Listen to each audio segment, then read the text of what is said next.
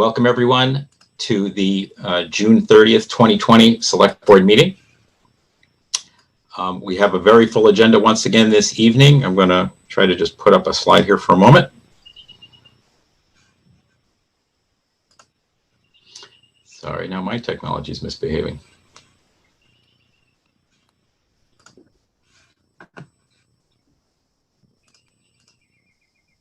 Okay, there we go. So welcome to the June 30th meeting. I call the meeting to order. So before we begin, I would like to take a moment to, as the chair, to kind of speak on some of what's happening in town right now. One thing that usually happens at town meeting is that the chair, in this case that'd be me, would make a presentation on the state of the town. This year it was published in the warrant, but it wasn't presented in order to help expedite the town meeting.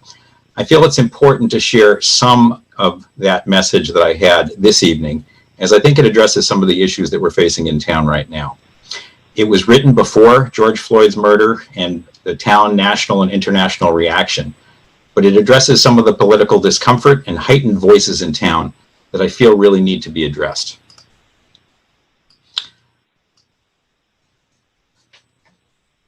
Good evening, everyone. I'm writing to you as we all endure an amazing time in our lives wrought by a global pandemic.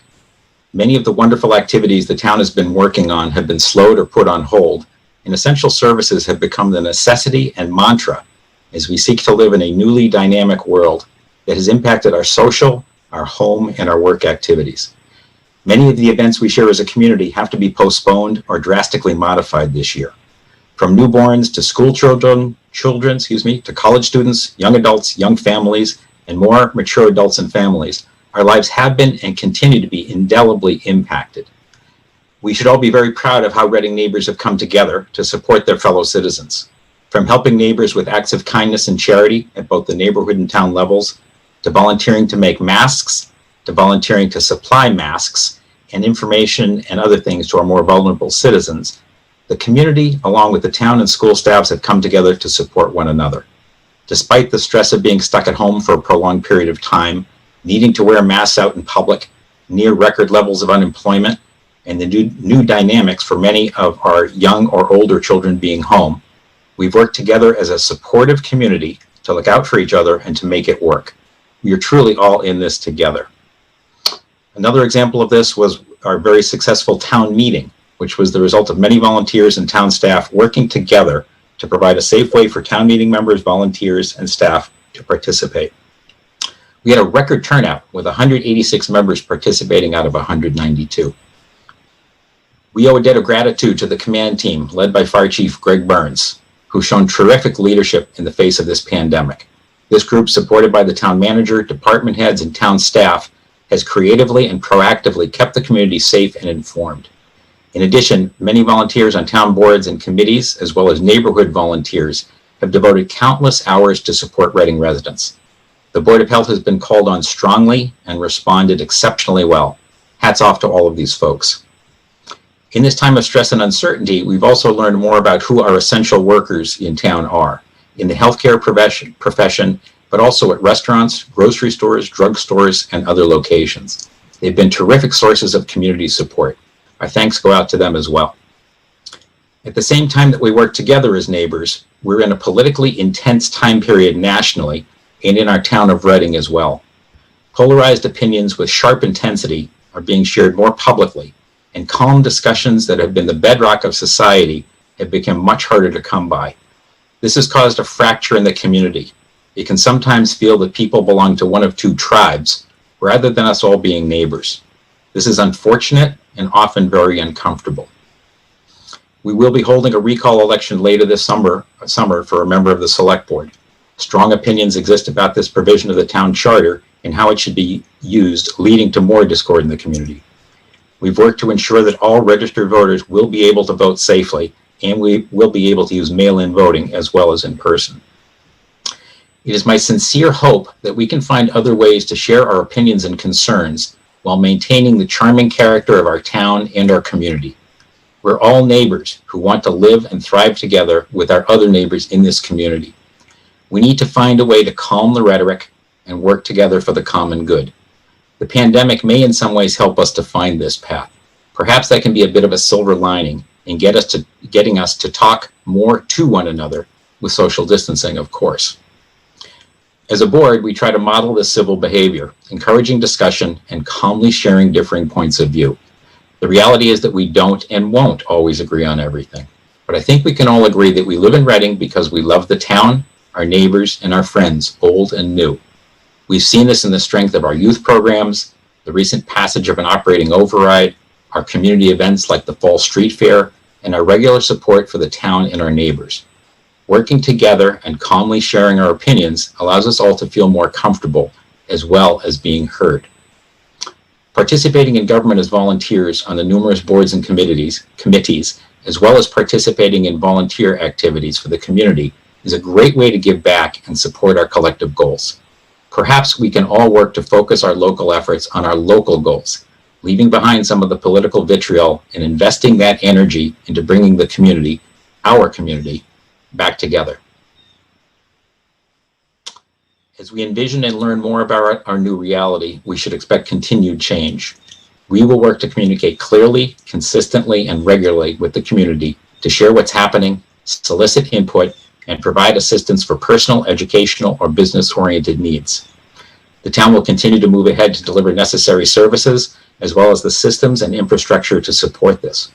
We will continue to have new needs, especially with the continued unfolding of the pandemic, and town leadership will focus on anticipating and meet these needs as best that we can. The expression, "may you live in interesting times," seems to have landed upon us. Working together as a community, we can find and offer the most comfort for ourselves and our neighbors. Thanks for joining with us as the Reading community to move things forward together. What I'm asking here, folks, is that we all take a bit of a deep breath. We're working to offer steady guidance through COVID and address the core community issues. The megaphones are out, and I would ask that we all work to try to calm things down a bit. We clearly need a way to foster discussions so that we can talk to each other rather than at each other. Amy Lannon has been fostering communications at the library in small group meetings that perhaps we can restart virtually. I think we need to be open to finding better ways to listen and to talk to each other, at least about our town and how we will live together here. I am very willing to personally reach out to different points of view, perhaps with some of the more vocal leaders of these points of view, to restart a discussion and to work together for our town. I also am going to suggest to the board tonight that we restart office hours on a virtual basis, providing either you call it a more private or a less public, either way, forum to talk with individuals who have questions and concerns. Thank you very much for your indulgence, folks. Now to the logistics of the evening.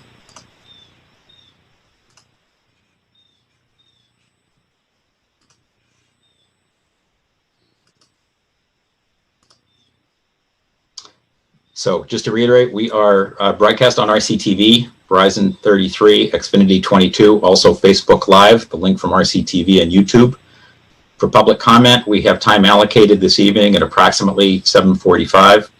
Actually, about 7:40 is our target. We'll see how that goes. This has been our policy. For this meeting, I had asked that people respond by Monday so that we could do some planning if we had a lot of public comment. What happened in reality is that some people replied later than that, up until 5 o'clock this evening, and they are on the schedule to be able to speak as well for this evening. We have many resources available. We've been going over these each time, but please, if you can go to the Reading website, there's all sorts of information about COVID, how to find help, to offer yourself to volunteer, and to ask general questions. Again, any type of emergency should be 911. Otherwise, you can call the town 781-942-6680, and it'll walk you through a menu of options that you can use from there. Tonight, we have, as I said, quite a meeting. So in just a few minutes, we'll go to the COVID-19 response. Chair Eleanor Shonkoff from the Board of Health, Chief Greg Burns, and John Doherty will speak a little bit on school updates. At about 7:30, we'll move to liaison reports and town manager comments. We then will open public comment. We have 7 people who have signed up to speak, and we will allow them to speak. The policy that we use for that is we ask people to address the chair only, no disparaging comments, and to limit comments to 2 minutes each, please, so that we can allow for each person to speak. At 7:55, we'll have an economic development update led by Aaron Schaefer, and I think Gene Delios, Bob will assure, will have some comments as well. At 8:15, we'll open a hearing for Liquor Junction altering their premises. At 8:35, we'll talk about, we had a placeholder for an outdoor liquor license, and there was a request from Bunratties that Bob will walk us through. 8:45, we will walk through an approval of the minutes that Caitlin sent out to us. We have quite a few, 1, 2, 3, 4, 5, 6, 7, 8, 9, 10, that I hope to be able to go through very, very quickly. We have received 3 open meeting law complaints. We will walk through each of those and as a board discuss how we will be responding to them. At about 9:10, we're following up on the Article 4, the DPW policies as part of the select board policies, highlighting only the changes that were made and the comments that were made by board members. At about 9:20, we'll discuss the town manager goals and the review process. This is something that we started at a meeting or two previous. We'll try to get to the end today. 9:40, there's a request to transfer a license for a car dealership on Minot Street that had been held up because of issues in doing fingerprinting during COVID. That's now been resolved. 9:50, discuss the July meeting and how RMLD will participate with us. We'll then talk about setting a date for the July board retreat and then future agenda items. So with that, Eleanor, can I turn it over to you for the COVID-19 response from the Board of Health? Sure, sounds good. Thank you. So as you mentioned, Chief Burns and Dr. Doherty and I will all be sharing updates about 7 topics. So you'll hear some from me and then later on some issues follow up from them too. So I'm going to share my screen. I do have some slides. And you can let me know if this, is that working for everyone? Yes. Great. Okay, so I wanted to start with some good news. So many people have probably heard at this point that Massachusetts, at least one analysis has indicated that Massachusetts has the lowest rate of COVID transmission in the states. They're measuring something there called R0, which essentially indicates how many other people will be infected by any one person, and ours was estimated to be 0.67. So every one case of COVID is estimated to possibly infect 2/3 of another person. So if you have an R0 of over 1, that's indicates more of a rapid spread. And a couple of things that affect the R0 are the characteristics of the disease itself and the behaviors that people are taking again, the policies that people are following. So one thing that I think this really indicates is that Massachusetts has done a great job of controlling what we can and trying to influence people to socially distance, to make sure that we're doing everything that we can, given the characteristics of COVID, to encourage people to behave in ways that really don't spread the disease. And as we have seen some states opening up more, we're beginning to see spikes in those cases. So I think that this is a time to reflect and say things have really been going well. And that means keep up the good work, because we don't want to go back to, if we can help it, we don't want to go back to a prior stage where we are looking at spikes and increases in cases. So Reading will continue to monitor the cases in our town and will be in close contact with the Massachusetts Department of Public Health about anything that we see. So I have 3 updates, and again, Dr. Doherty and Chief Burns will have some more about some of these. I apologize, I think I have 10 slides, but I wanted to be able to show you some survey results. I can go over those quickly, so hopefully the slides will be there for people who want to review them later, but we don't have to go into detail unless you all have questions. So Gene Delios counted up for us that we have met 45 times since March 17th. So I'll give you some updates of what we've met about since 6/16. We now have an unofficial but group of experts who have agreed to be sort of informal advisors to the Board of Health. So Doctors Brian Healy, Teddy Asher, and Richard Lopez have all volunteered to answer questions, serve as experts, and resources that the Board of Health can reach out to. So this has been wonderful, and we are appreciative of that service. We have been reviewing we have done reopening and routine inspections. I have some updates on that in a later slide, but our health agent and health inspector have been very busy making sure to have all these be done.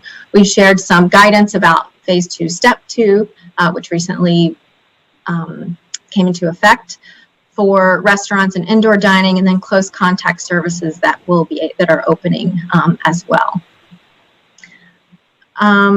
You'll notice a note here about tattoo parlors. So we do have one application there. So that's why that example is given there. And we're working to review regulations around that approval.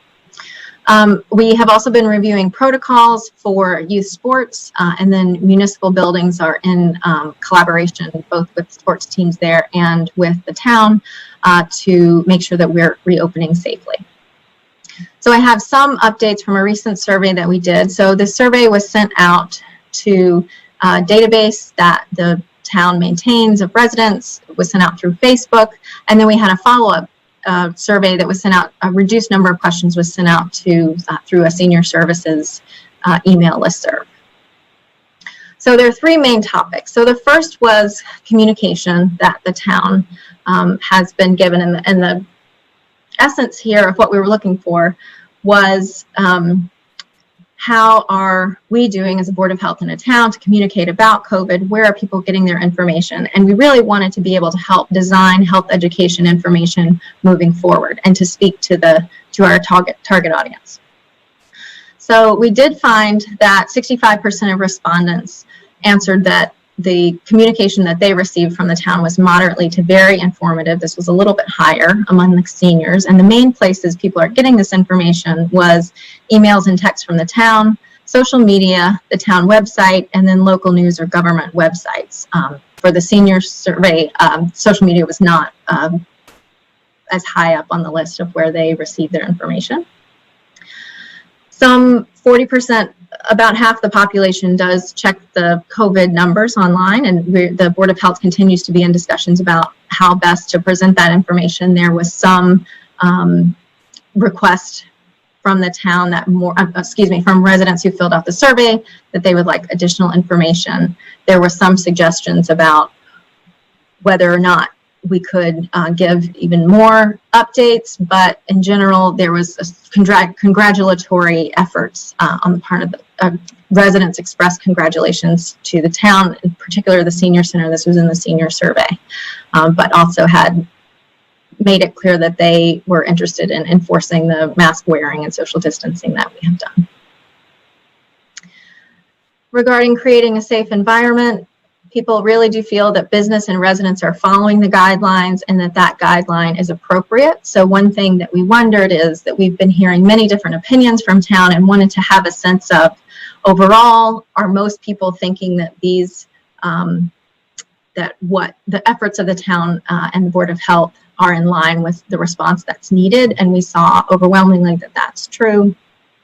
The vast majority of people report engaging in the protective health behaviors that we want, and reported some concern about getting COVID and more about the economic consequences that COVID has on our town.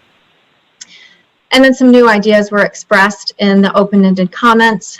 Again, overall, while we did see some people wanting fewer regulations, and then on the other hand, we saw people wanting greater enforcement of the regulations, the vast majority of people believed that the way that things have gone was about right. There were some other suggestions about concern with mental health or loneliness as well. That wasn't something that was asked about and was raised as an important point. Another important point, we just asked people how concerned they were about getting COVID themselves, and many people expressed their concern is about giving COVID to others. And then even though this was a town and Board of Health survey, there were people just commenting about school as well. Okay, so I'm on to item number 2. So restaurants and businesses. Again, I mentioned that in phase 2, step 2, indoor dining is now open. Close contact services are open. And this chart that I have is an indication of the inspections that we have done and the communications that we have had with a subset of types of locations: grocery, liquor, pharmacy, restaurant, retail, and service station. So many of these were closed in a previous phase. And for example, I'll highlight the restaurants. We do still have 12 that are closed, but 51 have been able to reopen and following those new workplace safety guidelines. And then the third topic, the fields and courts. I thought it would just be easiest to sort of list what's open and what's closed so that people can see. And then Dr. Doherty, I believe, he may have some further updates about that as well. And then I'll close just with the 2 public health metrics that, again, we were using and that we can compare to the state level. As of June 25th, the town of Reading had a confirmed positive 317. Of those, 150 were active, 134 had recovered, and 33 have passed. You see, again, we're past the spike. And what we're essentially continuing to watch now, because more things have started to reopen, is at this very tail end here.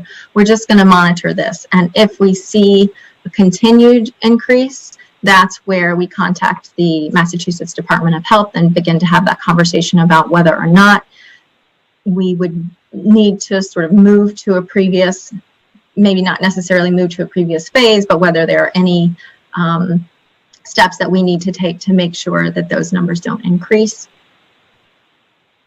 And then finally, again, I'd shared the town and the state levels previously of 3-day moving average of deaths, and this line has not increased. So that's good. So those are the slides that I have. I had this contact information that Chair Doxer had already presented. So people already have that on the slide. So I can go ahead and stop sharing the screen. And I should have said you all could stop me and ask questions. You're welcome to ask questions now if you can remember what they were from 10 minutes ago. Board members, any questions? No, all set. Thanks, Mark? Eleanor. Mark, one. Thank Oh, you. sorry, Carla, please. Eleanor, of the 12, do they plan to reopen? I'm not sure whether any of them have contacted the health agent at this point. It's my understanding that all places that have contacted her and have wanted to open have been inspected. So there are some places that are choosing to wait, is my understanding, to see how things go and to see whether or not they're equipped to be able to meet those workplace safety standards. Okay, thank you. Eleanor, thank you for the presentation. I just also wanted to thank you for getting the group of advisors up and running for the Board of Health too. I'm really delighted to hear that you were able to make that happen. So thank you. We're excited to have them. We already have some projects for them, so hopefully we'll have updates for you soon about that. Oh, I know you don't lack for work. That's great. Thank you. Great. Any other questions, comments? Okay, let me turn it over to Chief Burns, please.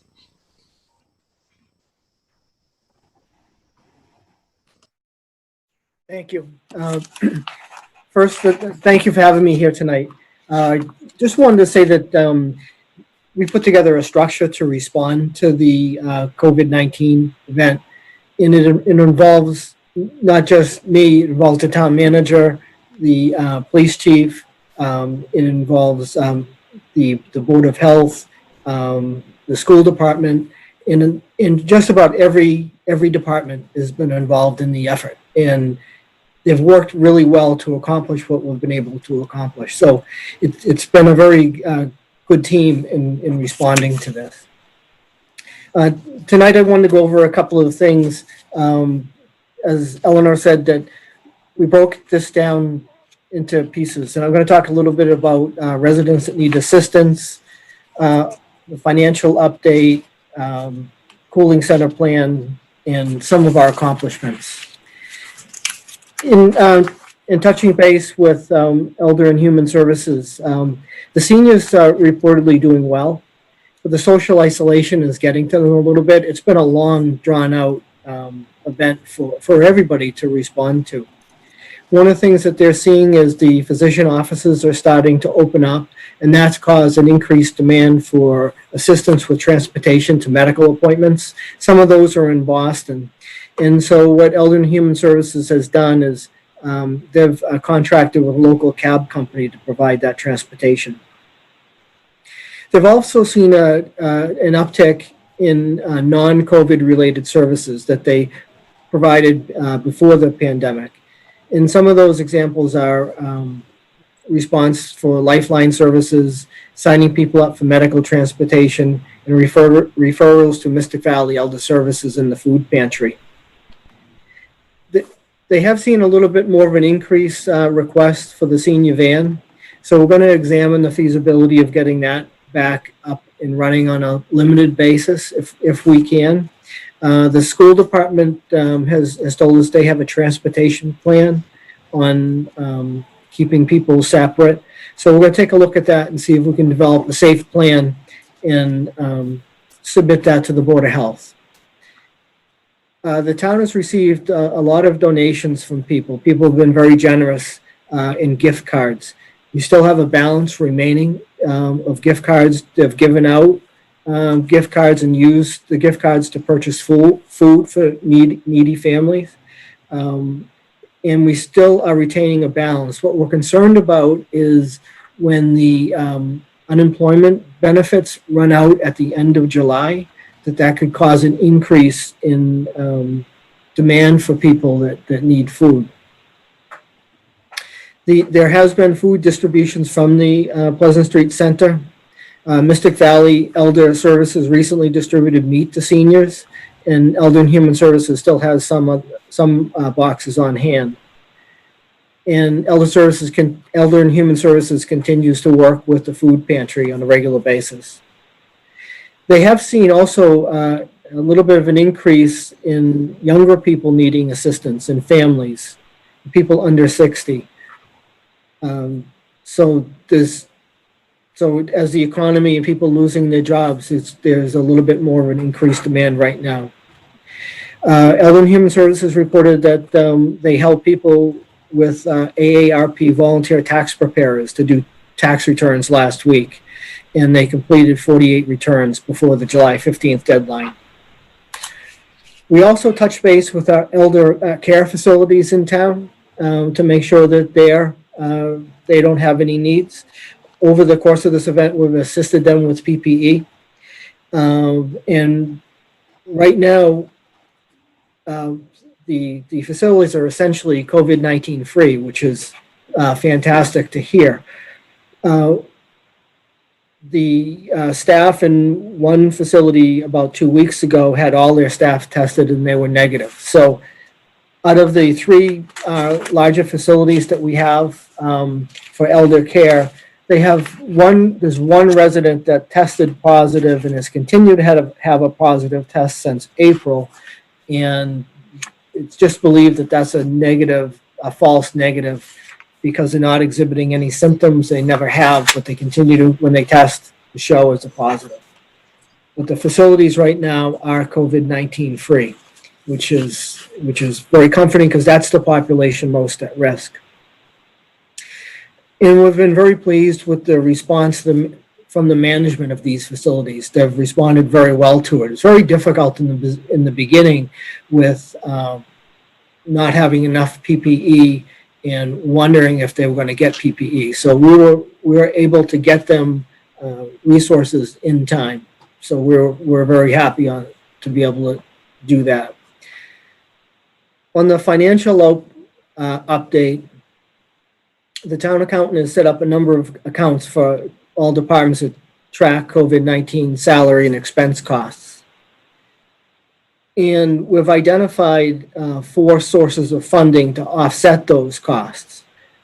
And there's what's called the CARES Act for ambulance expenses. We've received $20,000, $600 already from that to offset the cost of having an ambulance in service during this COVID-19 crisis by PPE costs and things like that.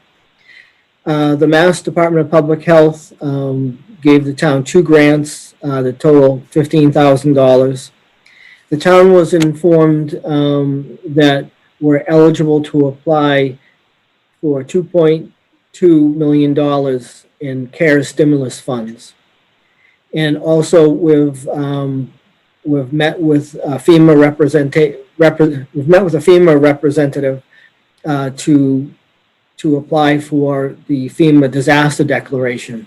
They will pay 75% of eligible costs, and that involves overtime costs, costs like PPE, and other costs that they deem is eligible. So all the town departments are in the process of compiling those costs, and we'll be submitting that.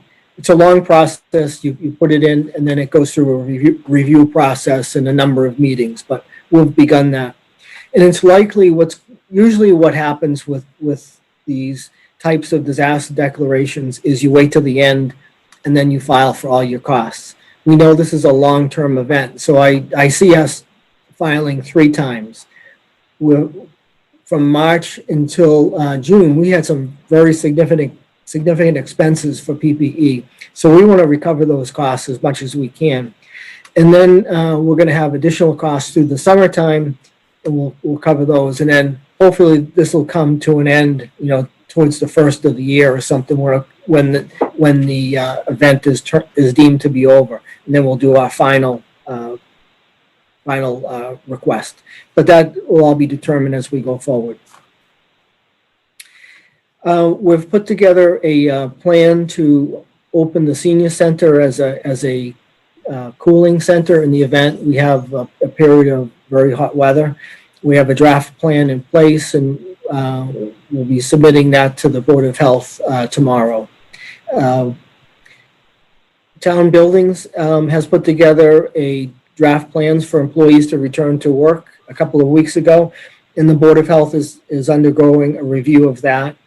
And in conjunction with that, they're also looking carefully at peer communities to identify best practices. So once they get that tightened up, then they can review the plans to open up, and then we'll be moving forward from there.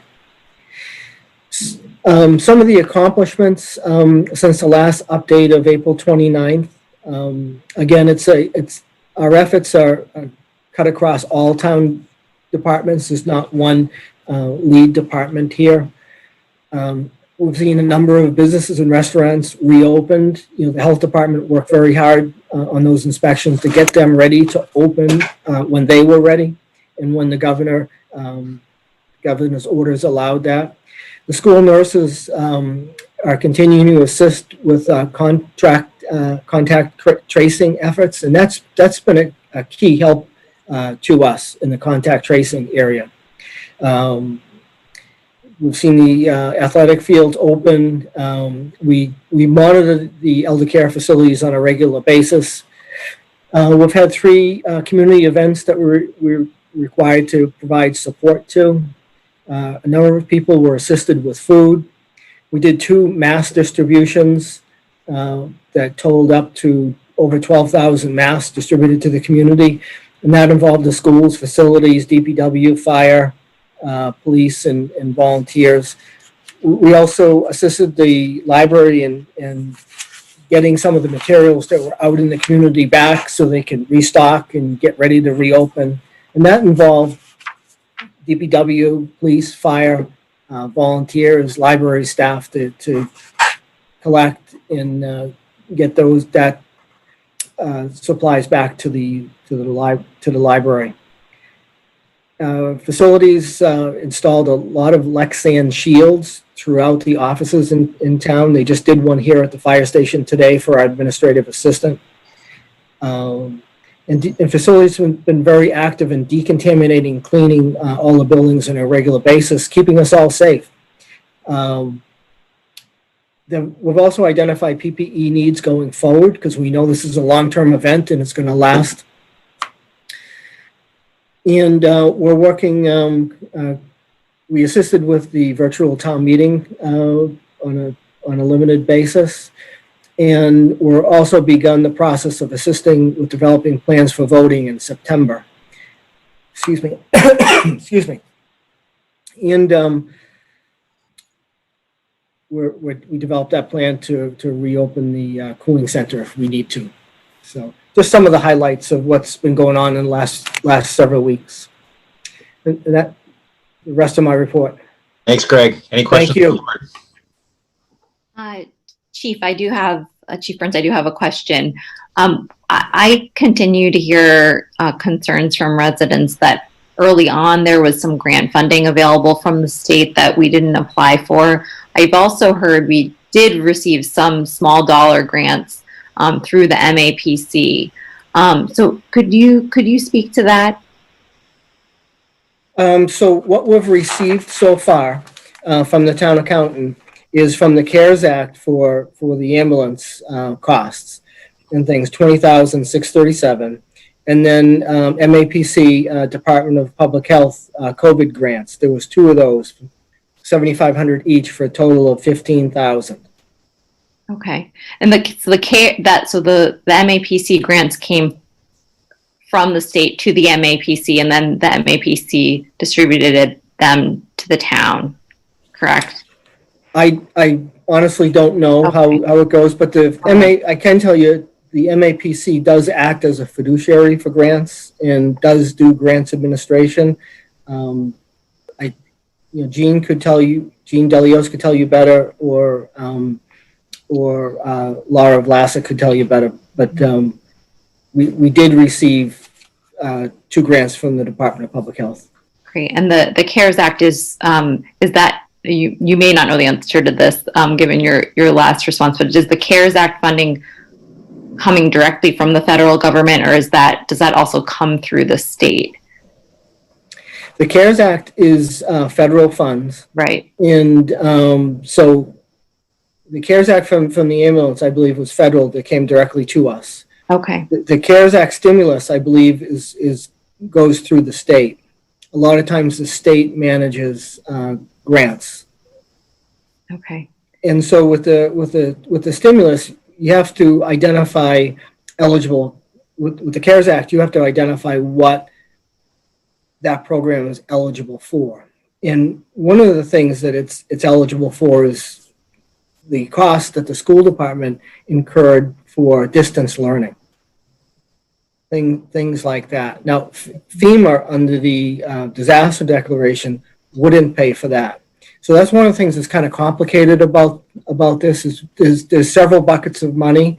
You have to identify what your costs are and then see which program is eligible for the reimbursement. And then you're going to make sure that you don't double dip and charge it to both.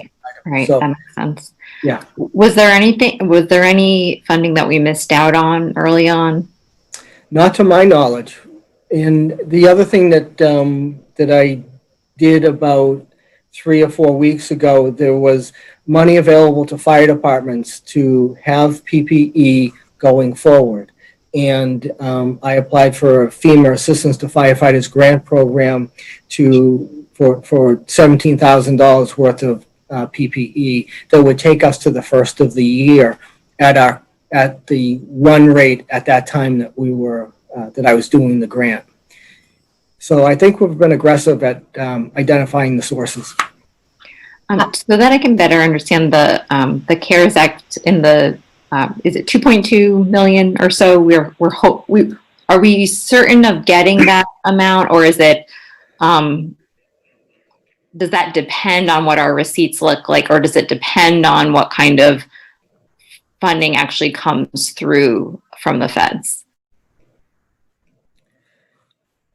My understanding is that amount we could recover up to that amount, but we have to have expenses that fall within the corners of that program. We could have expenses that go outside of that. So, and you don't really know those things until you really get into it. And sometimes it's how you make your case.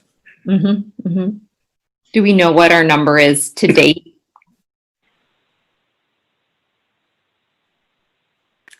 I'm sorry. We do know. I can give you a break too. Of all times, we do know what our expenses are to date. We have of all departments, we have overtime costs that are just under 63,000. We have expenses of $248,000. That would involve PPE and other things that had to be done to the buildings, like the Lexan shields and things like that. And then we have $391,000 that has been encumbered for to have supplies on hand. So we have to plan on needing supplies long into the future. And then we also identified some of the cost of when some of the cost of salaries when buildings were shut down, but that won't be reimbursable in any of the programs we've seen. And this may be a question more for Bob, but will this, if and when this funding comes through from the federal government, will that impact both the FY 20 and FY 21 budgets? It shouldn't really impact the budgets. It's tough to know when we'll see funds. Historically, FEMA funds might come in 2 to 3 years later.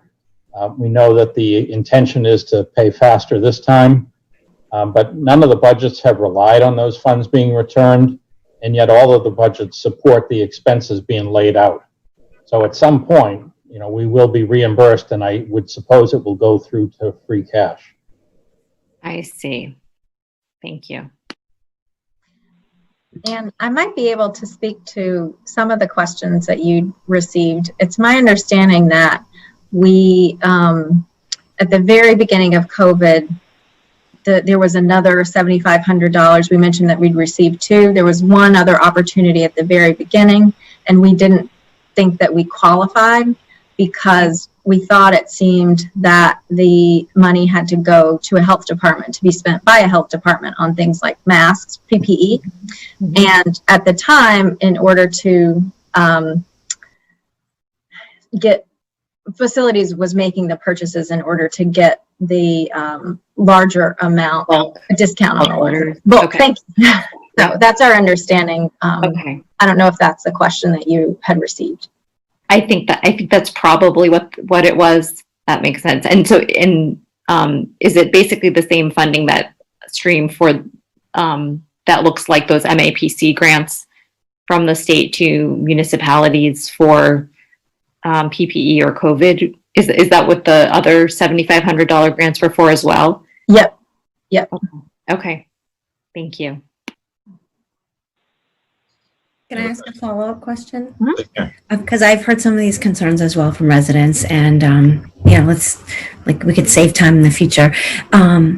So Eleanor, are all these grant requests coming before the Board of Health? Can we understand that you guys will weigh in and sort of make that decision? Because I think there's some confusion out there that maybe the Board of Health didn't see all the grant opportunities and only heard about them afterwards. And that has caused some concern for some residents. I can touch base with the health agent to see what the timing was. I mean, thinking back to these particular ones, I don't know, given the timing, whether, at what point we were asked about it or how we began applying. So I can touch base with the health agent on that to ask about the timing. And yeah, I mean, I think moving forward, we can make it clear that we're hoping to, be able to apply for anything that looks like it might be of use to us. But the health agent is on multiple calls with the state per week, so should be updated about any of those opportunities that are presented. Okay, and she would naturally come to the Board of Health and present that. Sorry? And you would expect that she would feel comfortable coming to the Board of Health and presenting that, and it wouldn't just get waved away. I mean, that's the concern. We need to be fiscally responsible and accountable to the residents. So the concerns are that these grants, and luckily they were small, and luckily there's been some additional grant monies that we can get. But that's the concern from the community, is that we want to make sure it's in front of the Board of Health. The health agent is, that's part of the responsibility of coming to you all and letting you make those decisions with the advisors. That's all.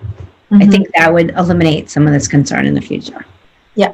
I'd just like to make a point on this. First of all, the town never stopped purchasing whatever PPE it needed, regardless of funds. Secondly, as Greg has indicated, there's 4 complex mechanisms for getting grants and getting repaid. We do have a $2.2 million theoretical cap from one bucket, but FEMA has no cap. And that 2.2 million requires that you apply with FEMA first, and then FEMA will repay 75% of whatever it deems eligible. So whether on paper we missed out a grant or not, there's almost no chance that I can see that we won't be reimbursed based on the way that all the funding is described to us. So, the Board of Health's due diligence is certainly appreciated, but I'm not concerned for the taxpayers that we've missed out on some opportunity at all, just to make that clear. Bob, just to follow up on that, since you pointed out the distinction between CARES and FEMA, would both sets of reimbursements, you would assume, would not directly impact the budget, but both would go to free cash? Yes, correct. When the funds come back, that's our understanding. Now, it could be that school departments get treated differently, and we don't know that yet. If the schools suddenly have $1 million outlay, Reading might be able to, find that funding, but other towns won't be able to. So it could be that some of the money is available on a more direct basis. We don't know that yet. I don't know if John has heard about that. It's just logical to me that it couldn't necessarily work the same way in many communities that don't have that kind of cash on hand. Just to Bob's point, there's been discussion about a lot of different funding sources on the school side as well, but it's a lot of moving parts right now, and where there's only 1/12 budgets at the state level, we don't even know what's going on with Chapter 70 yet. Thanks. Right. Okay, let's move on. So, Dr. Darty, do you want to give a quick update on school side? Sure. Gail Dowd and I are going to split the report. There's a lot going on behind the scenes, even though school isn't in session. The month of June has been extremely busy. We did close down the virtual school year, and we did have a lot of different events happening. Our traditional events happened a little bit differently, and we still have one large event coming up, which is the high school graduation for the class of 2020. That's going to be on July 26th. It is going to be right now, assuming everything continues in the right direction, an in-person graduation. We're currently working on some plans for that. Kate Boynton, our high school principal, is working on those, and we'll be presenting those to the Board of Health hopefully on Monday. The Board of Health does have to approve the graduation plans according to the department guidelines. So we did have a really unique ending to our school year, and I want to give a special thanks to all of our staff, teachers, principals, and other support staff for the amazing work that they did during the 3 months and then to close out the school year. So I want to give a thank you to that. And at the same time, we were navigating the closing of the fiscal year, which ended today. And I want to thank Gail and her staff and our central office administrators for all the work they did to put us, I think, in a pretty good position to start next year with the unknowns that are going to be approaching us. We did a really comprehensive presentation to the school committee last week, so we'll give you a very short summary.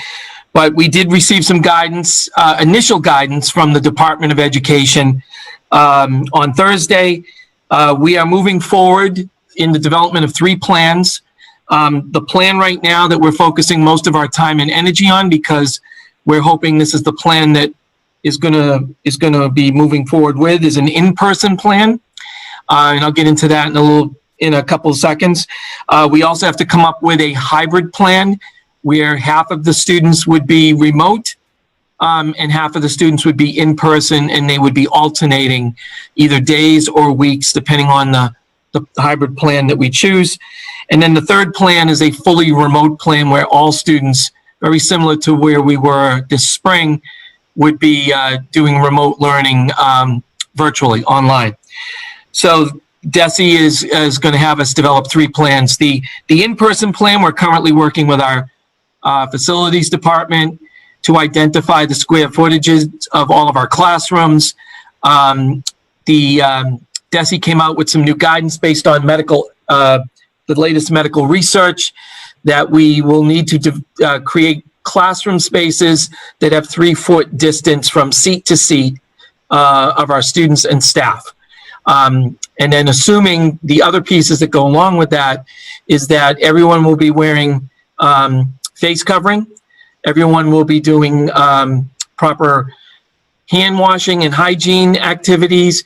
And when you combine all of the different guidelines, health guidelines, that's what's going to keep our students safe in an in-person setting. So we are currently working with facilities, with our school nursing staff, we will be with the Board of Health coming forward with a plan, and obviously with the state to come up with an in-person plan so we can get as many students back as safely as possible. In addition, and I just wanted to piggyback what Eleanor was talking about. So the fields are the 2 fields that the school department oversees, Turf 1 and the trackers are now open. Turf 2, once the warranty kicks in late July, early August, we will be opening up Turf 2. The bleachers are currently closed, but when the next phase rolls around, we will be opening up the bleachers as well. And then the one program that we do have going on this summer is our extended year school services for our students with disabilities. Right now, we are following the department's guidelines, which includes the training of our staff. Again, also keeping the same precautions that we're going to see in the in-person model this fall. We're going to start out remote as our staff are getting trained and our nurses are doing the training of our summer school staff. And then we will be bringing back certain populations of students for in-person a couple of days a week for a couple of hours a day at the Birch Meadow School. So that will also be going on this summer.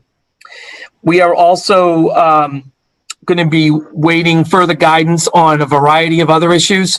We're supposed to be getting some final guidance on the fall from the Department of Education in late July, early August. We will be getting some guidance over the next couple of weeks concerning transportation, athletics, extracurricular activities, band, chorus, extended day. Once we receive more guidance from that, we'll be able to make some further decisions on what those activities are going to look like. And then finally, communication. We are doing everything we can to stay as proactive as possible with our communication. We've been sending out at least weekly updates, sometimes more, over the last several weeks. We are going to be also doing virtual office hours that people can sign up for. That went out today if people have questions or concerns that they want to bring up. So I'm going to turn it over now to Gail, and she is going to talk about all of the great things that are going on this summer and some of the operations side of things that are happening. Great. Thank you, Dr. Doherty. A couple of the items I'm going to tack on to what Chief Burns was also discussing. The first item is around the food insecurity. We did receive notification back on June 10th regarding our what's called the Seamless Summer Program that basically allowed us to continue the program we're currently running. So we are able to provide meals at no charge to all children under the age of 21 that show up for it. And I do want to say that when I gave the update to school committee, we were providing, we had done 42 meals on that Tuesday. Today we did 122 meals. So that is 854 breakfasts, 854 lunches, for a total of 1,700 meals that were provided today alone to families of Reading. So that is almost a threefold increase from where we were just 3 weeks ago. So we are continuing that program where we brought on additional staff because originally we had one person doing it. But as I found out last week, since I showed up at just the right time to help with food distribution in my dress and heels, that we needed to pull in extra supports. So shout out to Danielle Collins, who has been running this program. And I do think it's important, because we've started to receive questions, that this is a fully funded program. We are receiving the free rate for every meal we provide. So it's a great program. It's a break even for us, but the costs are fully covered. And as I've mentioned, we've definitely seen a marked increase over the past couple of weeks, but we'll keep the committees apprised as we go on. Another item that Chief Burns mentioned is the funding. So we've also been monitoring the funding. I've been working very closely with the town accountant to make sure we're tracking all of our expenses. As Chief Burns noted, the CARES Act is one area where the schools may be able to tap into. So any items that we're spending on remote learning, whether it's one-to-one devices, hotspots, learning platforms, we're tracking all of that we will be doing what we can to get the CARES Act reimbursements for that. We actually are eligible for an ESSER grant through DESE, which is federal funds. We are eligible for about $98,000 in funding. Part of that will go to Austin Prep because we have to do equitable services for any private schools. So they will be getting about $15,000 of that. So we will be applying for that grant in July to make sure that we're able to tap into that. We're also monitoring all the guidance from DESE. We've heard that there might be some additional per pupil grants that will become available as well once the budget's finalized. So we will be tracking that. The same time we received updates on food services, DESE also provided guidance on the PPE requirements. So that came out early June. I want to say it came out on June 5th. So we immediately began working with the head of nursing as well as Joe Huggins and his team in facilities to calculate how much PPE we would be required to provide. So we've worked very closely with that. DESE has also created a purchasing consortium that they're gathering all the information from all the districts so that they can try to do bulk purchasing. So we've been participating in that. So we've started to purchase what we can with that, because the numbers, as you can imagine, are pretty staggering when you're looking at one mask per staff per day, as well as some of the other requirements. So we're carefully tracking all of that as well. I will say Allison Jenkins in the town procurement office has been phenomenal helping us get our bids out and pricing. So we're moving forward with that. As Chief Burns mentioned, we're also happy to report that the school nurses will continue to help Jean and her department over the summer with the contact tracing. So we were able to come to an agreement with them as part of our bargaining. So they will be helping throughout the summer, which I think is great. And then similar to the town, we have been working with facilities to do shields throughout the schools as well. So we have the shields that we did in central office, all of the main offices around the schools. We spent a lot of time over at Birch Meadow to make sure our ESY program was all set. We're now working through the rest of the area's guidance, food services, as well as nursing, because one of the requirements or mandates that has come out from DESE is that we will be required to have an isolation room in every one of our schools in which if there is suspected COVID cases, that student would be moved to a separate isolation room. So we're going through and doing that as well. So that is sort of a high level summary. Awesome, Gail. Thank you. Any questions from the select board members? Not seeing any. Okay, I'm going to suggest we shift gears and not do liaison reports now, but push that to later, and instead move on with the agenda, start public comment, and move forward. Is that all right with other board members? Yeah, no objections. Okay, great. So, Caitlin, the first one is I think it's Philip Dobbin and Megan Burke. Could you let them in, please? Sure.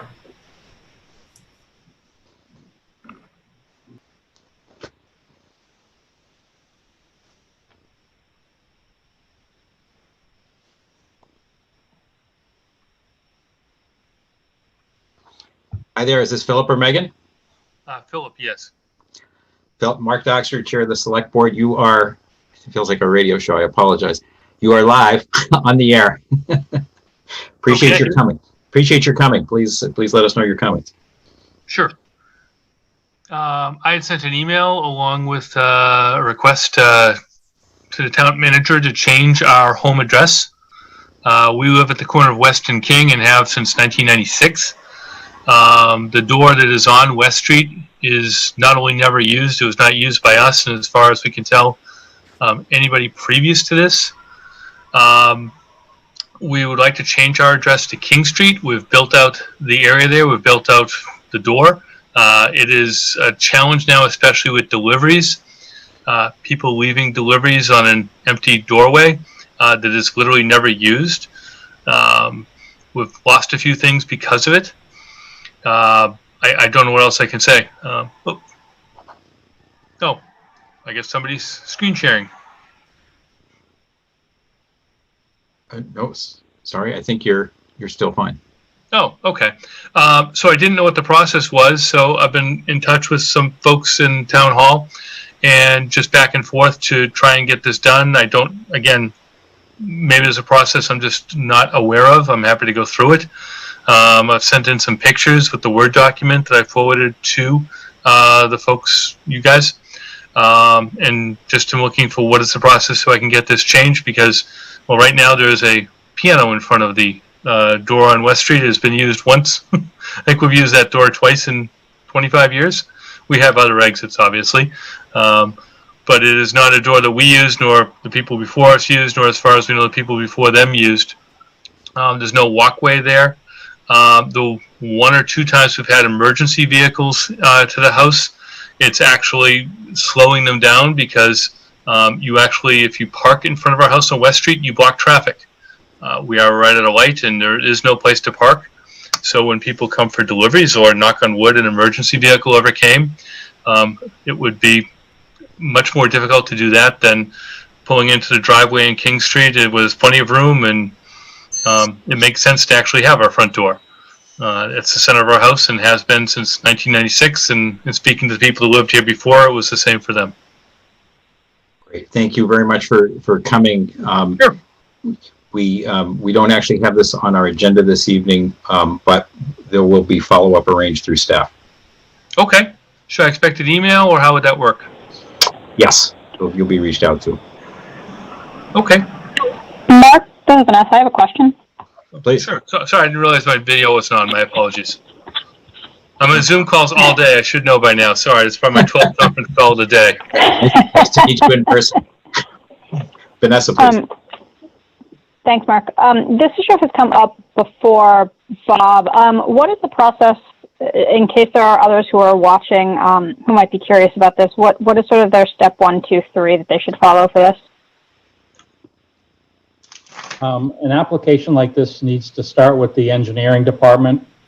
And I know there's been discussions between the applicant and the engineering department. I checked with the town engineer after we saw this email. He needs to get into his records, which is a little more tricky these days, but he didn't remember denying the request. So much like some of the other business that comes in front of the board, the engineers will either approve or deny something, and then the applicant would have an ability and certainly every right to appeal that to the select board. So that's the process. Thank And you. You'll hear He did- from Ryan Sorry, go ahead. as soon as possible. Sorry about that. No, I was just saying, he appealed it saying, I'll say it's strange to us, saying it was not in the best interest of the town of Reading, which didn't really make a whole lot of sense to me. We are, The engineers have reasonably specific policies they have to follow. The board is aware of some of them. And then, they issue whatever their finding is. And if it's not satisfactory to the applicant simply has to go to the select board and appeal that decision. And I'm gonna, Ryan couldn't remember actually coming to that conclusion. I don't think he remembered talking to you for over a year. Does that sound about right? A year and a half? yeah, we did this and we did some remodeling within the house. And so it's kind of been a low priority, quite honestly. Okay, But now it's like, okay, everything's done and we want to kind of get it addressed. Yeah, all right. He's happy to pick it up. He knows about you. He'll be in touch. Okay, so that's the engineering department? Ryan Percival. Ryan Person? Okay. Percival. Percival, I'm sorry. Okay, I'll follow up with Mr. Percival then. Thank you very much.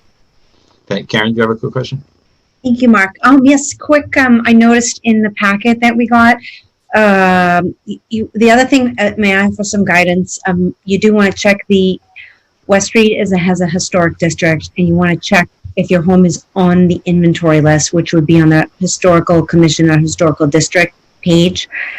And you might want to, I would advise talking with them if it is under their jurisdiction per se. You want to make sure that they're comfortable with it, and then they could, write you a supporting letter or something. Okay, so the historic district, we're not technically, the West Street Historic District starts like a, I'm going to interrupt you folks Sure, for a second. fine. I think we're not actually on agenda item here. I think what we'd suggest, Mr. Donovan, thanks for coming in. Yep. There's a direct follow-up that will come from this, and there's a process, and we'll make sure that starts here. And then if there's other advice from board members, great, we can send that along as well. thank you very much, and thank you, Karen. Thanks for joining us tonight. Have a good evening. You as well. Next on the list, I think, is Jane Harrison. Could you let her in? Yes. Ready?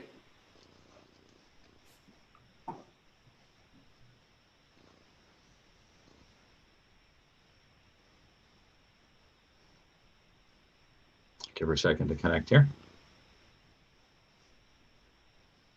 Send that along as well. Thank you very much, and thank you, Karen.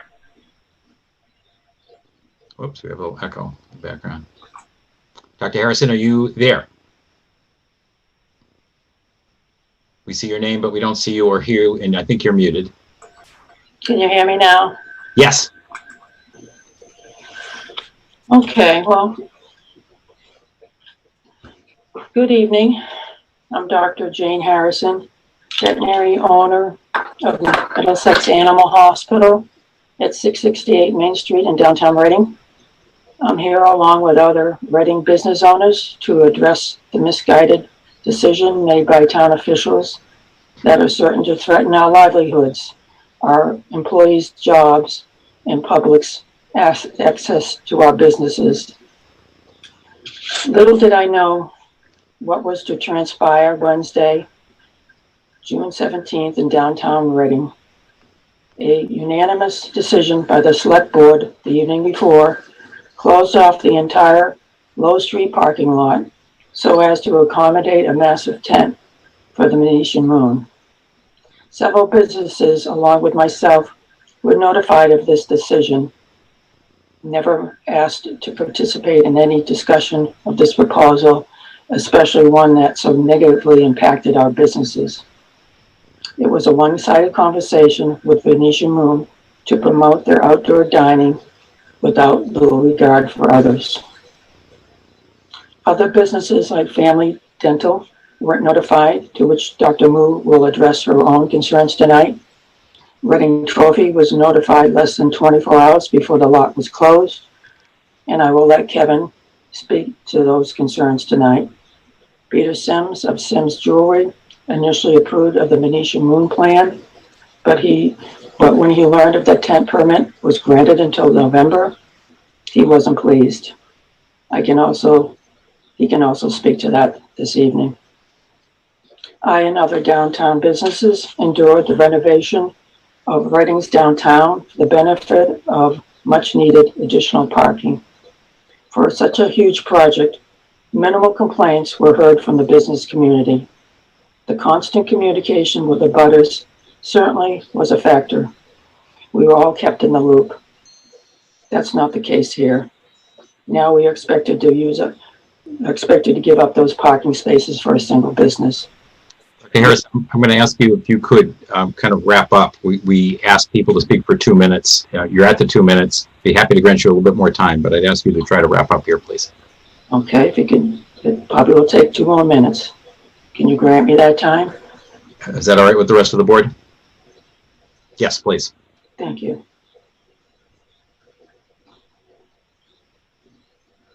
Like others, we have struggled in these challenging times. In order to maintain a strict protocol to protect ourselves, our patients, and our clients, we are presently only able to work at 50% capacity. Prior to that, I had to reduce my staff's hours to 8 to 16 hours a week to lessen their exposure, but I continue to pay their full wages and their health care insurance. We had to cancel all appointments other than those requiring urgent care. Emergency cases were sent to the Massachusetts Veterinary Referral Hospital, Woburn. No clients were allowed in the hospital, and all communications were done over the phone. Now that the state has lessened sanctions, curbside service became a workable option for servicing our patients until the town extinguished that possibility. Venetian Moon is able to see patrons at 50% capacity indoors. Why do their diners get priority over our clients or our customers? How about my handicapped clients, our clients in poor health, and our elderly clients? The town dismissed their needs so if you can dine outdoors. Try finding a parking space if you're wheelchair bound, and your service dog needs care. The handicap parking is blocked off to accommodate the tent. How about sick and injured animals? No way they can be dropped off at our door. The inconvenience to our clients and customers and the negative impact on my business and others were never a consideration. And now that I've addressed this problem to the people that implemented it at the town hall, the tent needs to come down and the parking lot reopen. I might want to add, and I'll make this short, but since the town manager emailed me the alternative plans that were discussed at 6:20, after promising to keep me in the loop, I would like to address those options either now or within this meeting.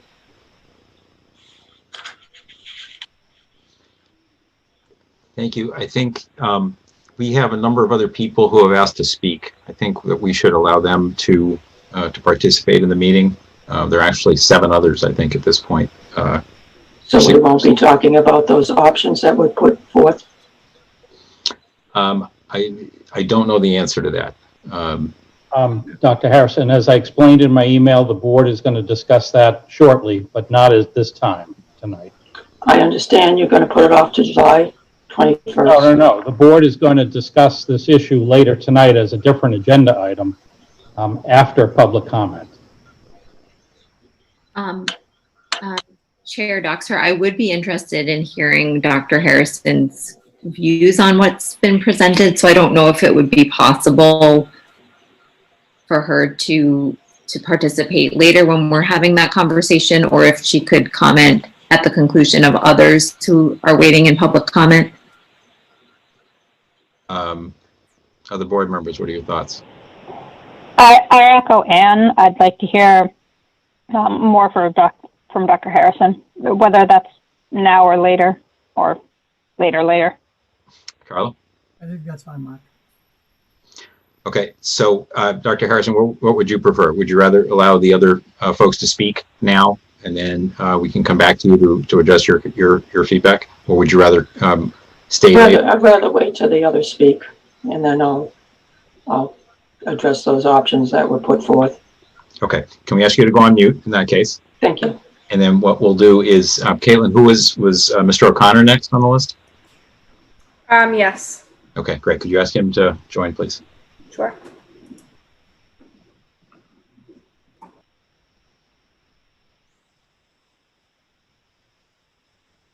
Kevin, this is Mark Doxer from the Select Board. Are you able to hear us?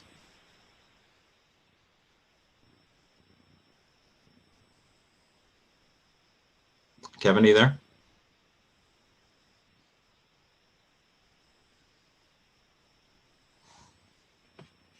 So Kevin, we're not seeing you or hearing you right now.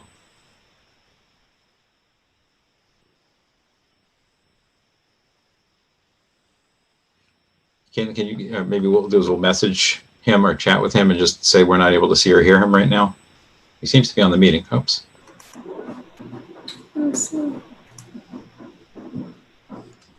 Kevin, are you there? So that's not working right now. Maybe we can do a quick chat. Maybe who was next on our list? I believe it was, let me double check.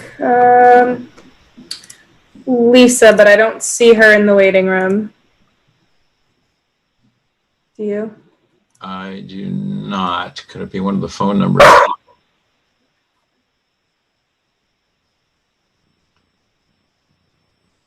All right, why don't we go to the next person on the list? Peter. That's Peter? Okay. You Yep. ask him to join, please. Sure.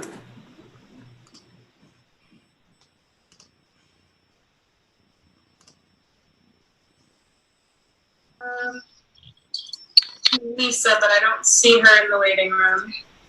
Okay. Peter, are you able to see or hear us? Yes, actually, I can see you. Excellent. Greetings. Okay. Welcome to the board meeting. We're a lot to be working this way, but thank you for inviting me in. Before I start, I do want to say that I believe that the town board and the town officials were well-intentioned in trying to accommodate this. However, just for clarity here, I did speak with Venusia Moon on Friday, June the 12th. I spoke with Lisa, and we spoke briefly about the rollout from the state, about closing the lot and putting a tent up. And while I wasn't crazy about the idea, which I more or less said in the email I sent along, I kind of went along with it grudgingly because I thought, well, I want to try to help out a neighbor. I want to be a good neighbor. Well, I consider that I was asked for my opinion. I don't consider that a notification. I got this note about the sewer lines being changed this week. That's what I consider a notification with all the information in it. I was reading through your notes on the June the 8th, and it said the block plan review was conducted by Venetia Moon. Town and staff was advised that the landlord and all businesses on the block were notified. This clearly was not true. Some people were notified. Some people got secondhand notification. Some people got some of the information, and some people didn't have any information whatsoever. My opinion of that meeting with Lisa was that she was basically testing the waters to get a feel for what the other businesses thought about the idea. No mention that a permit had been already submitted and that it was going before the Board of Selectmen on Tuesday night. And it's obvious that other businesses were not informed. So my opinion on this whole thing was that this was to be a very short-term solution, which is the reason why I sent that note. Because at that time, the governor had not rolled out the second phase of the restaurant bill, which I assumed once they got some seating inside, then maybe the tent wouldn't be so necessary. Of course, the day after the tent went up, that came out and they said, you know, they could do 50% capacity. Absolutely no mention of the permit being allowable until November, because there is anybody that knows me would know how I feel about parking in the town of Reading. And there is no way in the world I would ever have signed off on that thing knowing that, because that's just a death sentence for all of us. So there was never any mention of that. I did have a discussion with Jean Delios, just randomly happened to run into her, and she told me that the rule was that only the block where Venetia Moon was technically had to be legally, I guess, told about this thing. And I said, well, I don't understand. We're abutters as well. We use that lot. My landlord was not notified. I can tell you for a fact that well, Tom Pizza was somewhat in the loop. She didn't know the thing had passed until she saw it on Facebook. So I don't know who was keeping them in the loop. The nail salon, unfortunately, we kind of got all this information kind of late today, so I wasn't able to get them up. She had no knowledge of it, and she was closed the entire time. At least Venetian Moon was doing 15% or 20% of their regular business. We were doing a little bit. They did nothing. I know that Good Hearts was told secondhand, that she found out secondhand information about it, and then Dr. Moo will speak to what she heard. And I will close just by reiterating kind of what Dr. Harrison said. You know, we did a project 20 years ago. We renovated the entire downtown for $5 million. And we had not one, well, probably not one or two complaints because everybody was in the loop. Everybody knew what was going on. We had some meetings beforehand. This is just ridiculous that you could close a parking lot without telling adjacent businesses what was going on. I don't know where our relationship between the business community and the town hall has gone awry here, because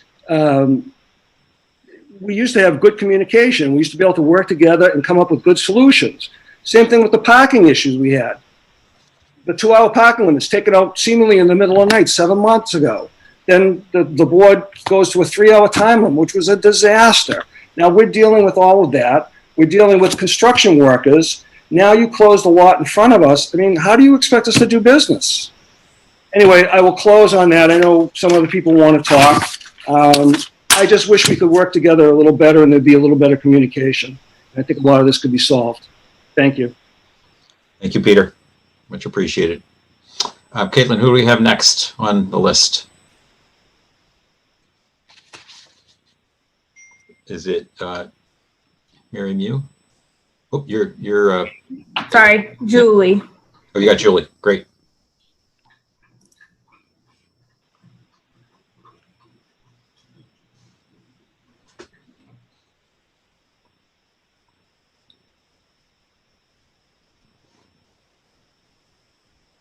Give her 1 second to connect here.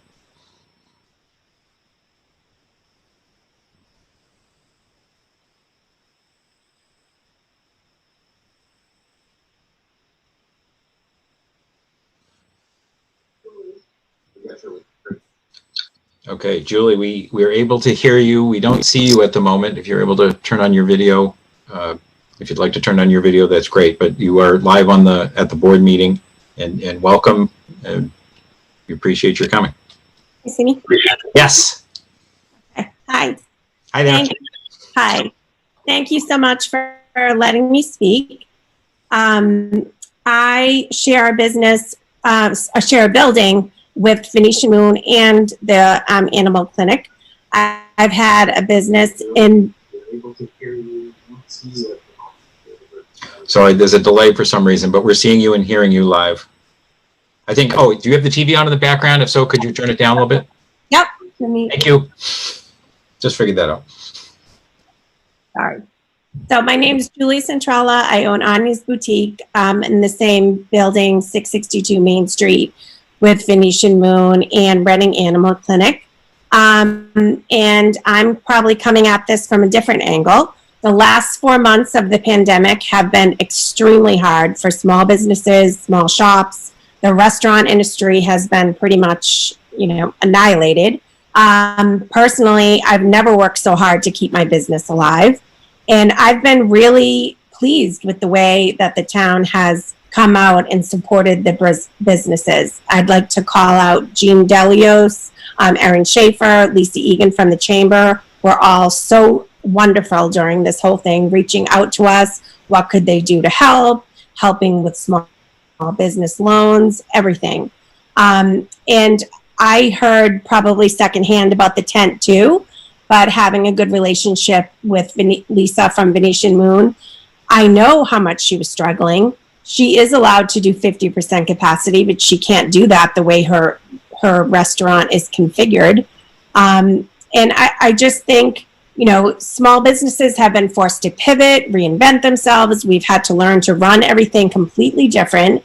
And one thing that's nice that has come out of this is all the support. We've cheered each other on. We've helped each other out. And right now, everyone needs to give a little bit. Yes, there's less parking spaces, but guess what? There's a lot less customers too. I opened 2 weeks ago by appointment only, and I would say half of my customers wouldn't have come into my store if I didn't have the health requirements in place, and if I wasn't the only person in there and steaming everything they tried. I mean, we are all bending over backwards and doing everything different, and people still aren't beating down our door to come. A lot of people are not comfortable going back into retail establishments, and they're not comfortable eating inside at a restaurant. So I personally, where my business is located, get a lot of business from Venetian Moon. They're very well known in the North Shore. People say all the time, oh, you know, I'm a rare entrance. They don't know where I am. I reference Venetian Moon. They know exactly where I am. And I just think this is a very short-term solution. So, I mean, it probably won't be there in November because it'll probably be snowing. I mean, we're talking about 6 to 8 weeks of the summer, which is a notoriously slow time for businesses anyway. I just think people need to work together and work this out. And as far as the handicap parking situation, there's a spot right outside the door of the back entrance of CVS that is probably closer than the one that was on Main Street. And I've watched Dr. Harrison's people bring animals back and forth on the side door. She has a parking spot right there that could be used by someone that really needed it. And to be honest, I just think people need to work together and not be turning this against, you know, blaming everything against one business and another. The town is trying to help us all survive. It's a global pandemic. People complain all the time, why can't we be more like Andover, Winchester? And now we did something that's on par with these other towns, and it's all complaining. And I just think people need to get together and support each other. And this is a temporary thing. It's a temporary situation, and people need to be allowed to run their business. I'm 40% down. I'm sure most of our businesses are. And if, you know, Venetian Moon or any of the small restaurants, I've sat outside and had coffee with Cafe Nero. There's talk about the pizza place using the space. I've talked to Good Hearts about doing a pop-up in the tent out there. I just think we need to, the decision was made from the town. I don't understand why we can't work with something else to make it work for everyone. And that's my thoughts. Thank you, Julie. Thanks for participating. Very much appreciated. Caitlin, who do we have next who'd like to speak?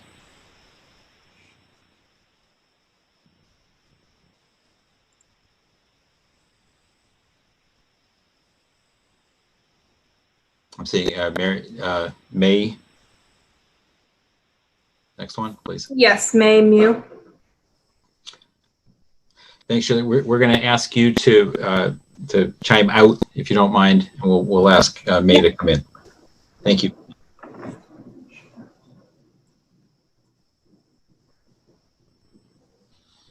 Hi, May. This is Mark Doxer from the Select Board.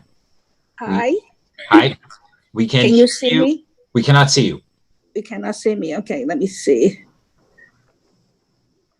Okay. Here you go. You can hear me and see me now. Welcome. Yes. Thank you so much. My name is Dr. May Mu. I'm the owner of Family Dental Associate at 636 Main Street. Thank you very much for allowing me to voice my concern.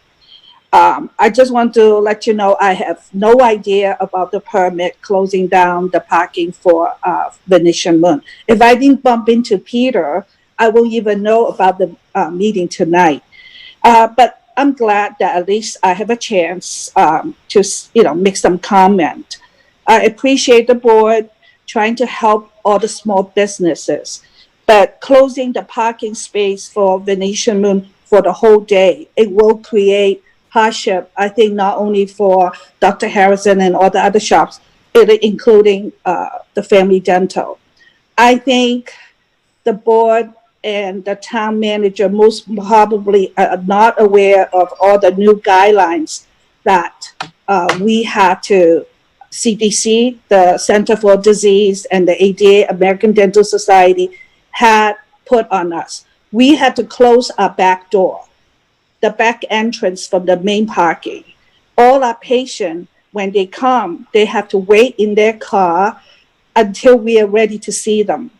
And then we call them, and then they have to quickly come to our front, and then we escort them in. And we have to, if we have 7 people working, the patients we had to space them out. So the time is really important for us not to have to wait for them. I've been in the business in Reading as a dentist for over 38 years. So I have a lot of elderly patients. It's really tough for them to park at the back, then walk around in the front. You might look like you're closing their area, had nothing to do with me, but when you have less parking in the front, people will be parking right in front of my office. So I just want, I wish they give us a chance to tell them our hardship, what our problem, what we have to put up with. I'd hire extra person just to check everybody, take their temperature, escort, help people to come into my office. So, I just looking at, I don't know what the permit or the condition is on it. If it's closed the whole day, I was wondering if it can close just at 5 o'clock so the Venetian Moon can open up for dinner. And then it would let the other business during the day to be able to have people park there. So everybody suffers a little bit, but I think by that way, we all compromise. Like the other lady was talking about, we should, help. I want to help Venetian Moon, but at the same time, we need to help the other business. So I think if they let the parking lot open during the day, close at 5, so that Venetian Moon can use that, I'm okay with that. But otherwise, it would be not fair the town just choose one business over the other. We all suffer for the 3 months that I can open. So that's all I really have to say. I wish the town would give us a chance to tell them what we are facing. Because if my back door is open, I don't mind the front. I don't have any parking in the front. But this is not the case. So I just hope the board and the town manager will reconsider and taking everybody's concern, and hopefully will change the permit. But, I hope we will all work that out. Thank you. That's all I got to say. Thank you. Thank you for joining us, and thank you for sharing that. Thank you. Who else do we have? I see that. So Kevin is not able to get in. Let's give him one more try, see if he can get in. Everyone else is for other Liquor Junction. Their whole crew is on deck. Eilish is there. Yep. Bunratties.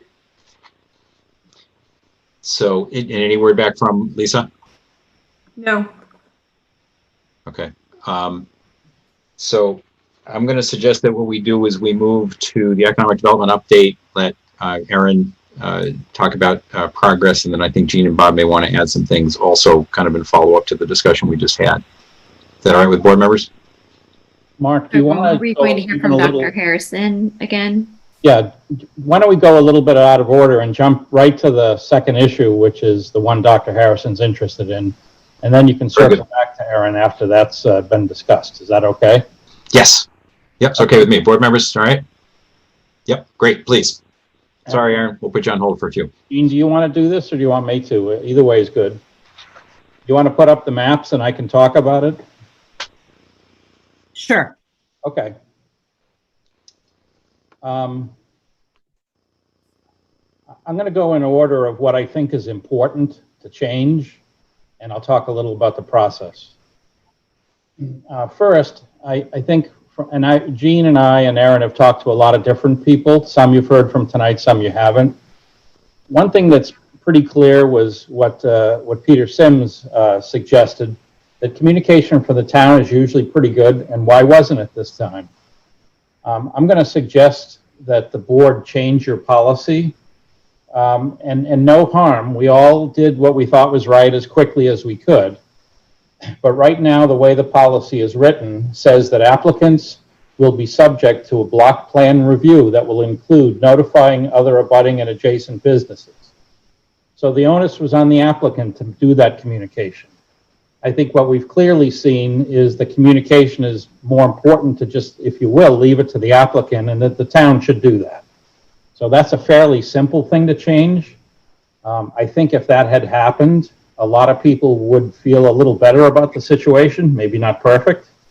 But I think communication has certainly been an issue in this case. And I'm not pointing fingers. Everyone's trying to do the best they can. Town staff, you'll have an applicant later tonight. We can make that change right away. I would suggest at your July meeting that you just simply edit your policy, and it's just a couple of words changed. But the change will be that the town will be in charge of the notification and the communication. And if you agree and we make that change, it will slow down the process somewhat. We don't know why, but that's why we did it the other way. The second point for this specific situation is, again, at a future meeting, and it could be July. This one's a little less urgent. The board could amend the duration of the liquor license and shorten it.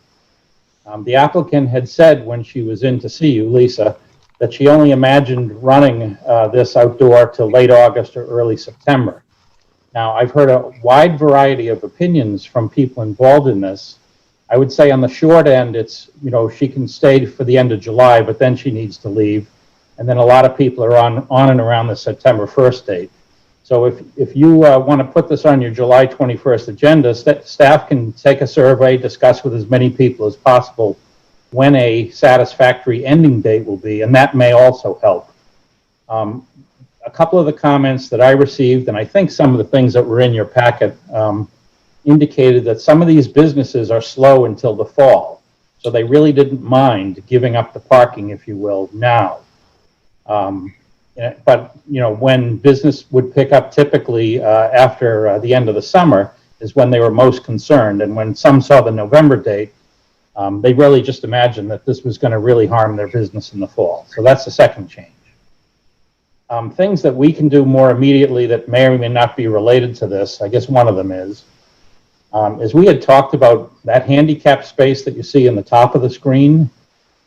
By closing the lot, legally, we didn't have to replace it. And as Julie mentioned, there is another handicap spot right to the rear of CBS that's not used very often, and you can see it out Gene's window. That's why I know that. But again, without having the rear access to some of these buildings, which we were not aware of, the handicap spot in the back may not be as useful. So we had considered, and still consider, adding a handicap spot on the cobblestone in front of Town Hall closest to this lot. So we would have to take up probably 2 spots in the cobblestone in front of Town Hall, give up 1 space, and make that handicapped. That's as close to the handicap spot that we closed that we can make it legally. And that would seem to also, be somewhat of a mitigation step towards those that need to use a handicap space. It's not a huge difference. And then lastly, and this one's a little tricky as I hear the different needs of the different businesses, we had discussed possibly opening up part of the parking lot or possibly designated spaces on Main Street for curbside pickup or curbside service. Public safety is very concerned not to open. What you see in the picture now is the southernmost end of that lot. The angles are very bad for turning. There's no reason that the whole lot has to be closed for the uses that have applied. That southern stretch is not necessary to be closed, but it's also not a great accessible point for a car to, say, head south, turn right into the lot, and then somehow figure out how to do a U-turn and get out. So, theoretically that's possible, but public safety asked us to really, and engineers asked us to think about something else. So I think you can see in this picture, there's a white car parked on Main Street where Gina's just put the hand. We could certainly put up signage to designate 1 or 2 spots to be reserved for curbside service. Now that can be for the veterinarian. It can't really be for a dentist unless someone's being dropped off by another person. It could theoretically be then swapped over to food service at night. And again, if staff is coming out of a business to do the curbside pickup, certainly it's a further walk, but it's not like the resident themselves need to make, or the customer needs to make that walk. So that was another possibility. You know, I have learned some things. The last speaker is exactly right. You know, we had information on rear access and rear use. I didn't know that the rear use had to be stopped during COVID. That's just one of those things we didn't learn. Now we learned it tonight. So obviously the thought that some of these businesses could just use rear access is not accurate anymore, and we have to adapt. So, you know, we can think of some other mitigations, but those are the ones that address the biggest concerns. The idea of somehow closing and opening the lot at different hours of the day or even different days of the week, we can talk to Lisa about that, but our understanding is putting that tent up and taking it down is really quite a job. And it's certainly not something you'd want to do every day, and I don't really think it's something you'd want to do once a week even, but I could talk to her. And lastly, I talked to one of our representatives yesterday about this. If we had had a little more time, what I would have preferred is to shut down Lowell Street and put a tent up there, and to have the two access points to each parking lot be open and the space in between to be closed. That would keep all the access to all the businesses. It would give us a lot more parking, but the real problem there is a bus stop. And we have got the MBTA in the past to change a bus stop location. It's not something we could do in a week. And it's especially not something we could do during a pandemic in a week or two. But if it was a longer term thought and we needed the legislators' help, I'm certain we could pull that off, but I just don't think for this summer. I just don't know how realistic that is for this summer. But that would cause a different set of problems. People who like to use that road as a cut through east-west would then lose that option. We might have to change the traffic circulation of the rear lot at CVS to go the opposite way. So there's other complications, but I guess what I'm highlighting is none of us had a lot of time to think this through, and we all sort of threw together a lot of ideas as best we could based on the information we had. And I think it's entirely reasonable that we and the board revisit this and make changes as we learn things.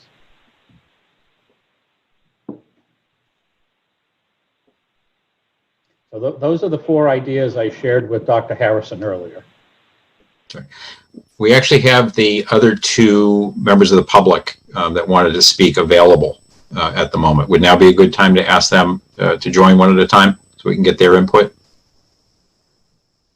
Okay, let's do that. Caitlin. I think Kevin O'Connor was first. Okay. He's coming in under Megan Lynch, but this is him. I know for sure. Great. Thank you. Just so anybody knows, there was someone was trying to share a screen. I blocked it. So if someone needs to share, let me know and I'll open it again. I think that's a future guest. Mm-hmm.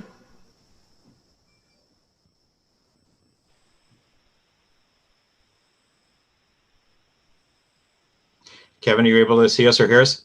Yep. Can you see me? We cannot see you. Hold on. I think, yeah, it's my fiance's computer. Sorry, my computer completely died.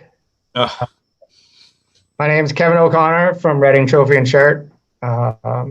We've been in business downtown for 40 years. This will be our 40th year in business.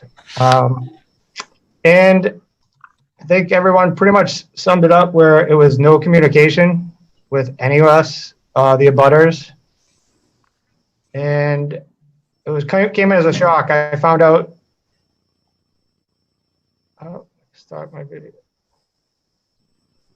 Can you hear me? I can hear you. All right. So, all right. So, yeah, we found out the day before. I emailed, I thought Erin and Jean, I thought it was going to be they were finding out what everyone business thought. And the next morning it was up. As Peter had said, there was no notification. There was no communication. And I feel that was one-sided, and they were looking for, out for Venetian Moon, and Venetian Moon was only looking out for themselves by not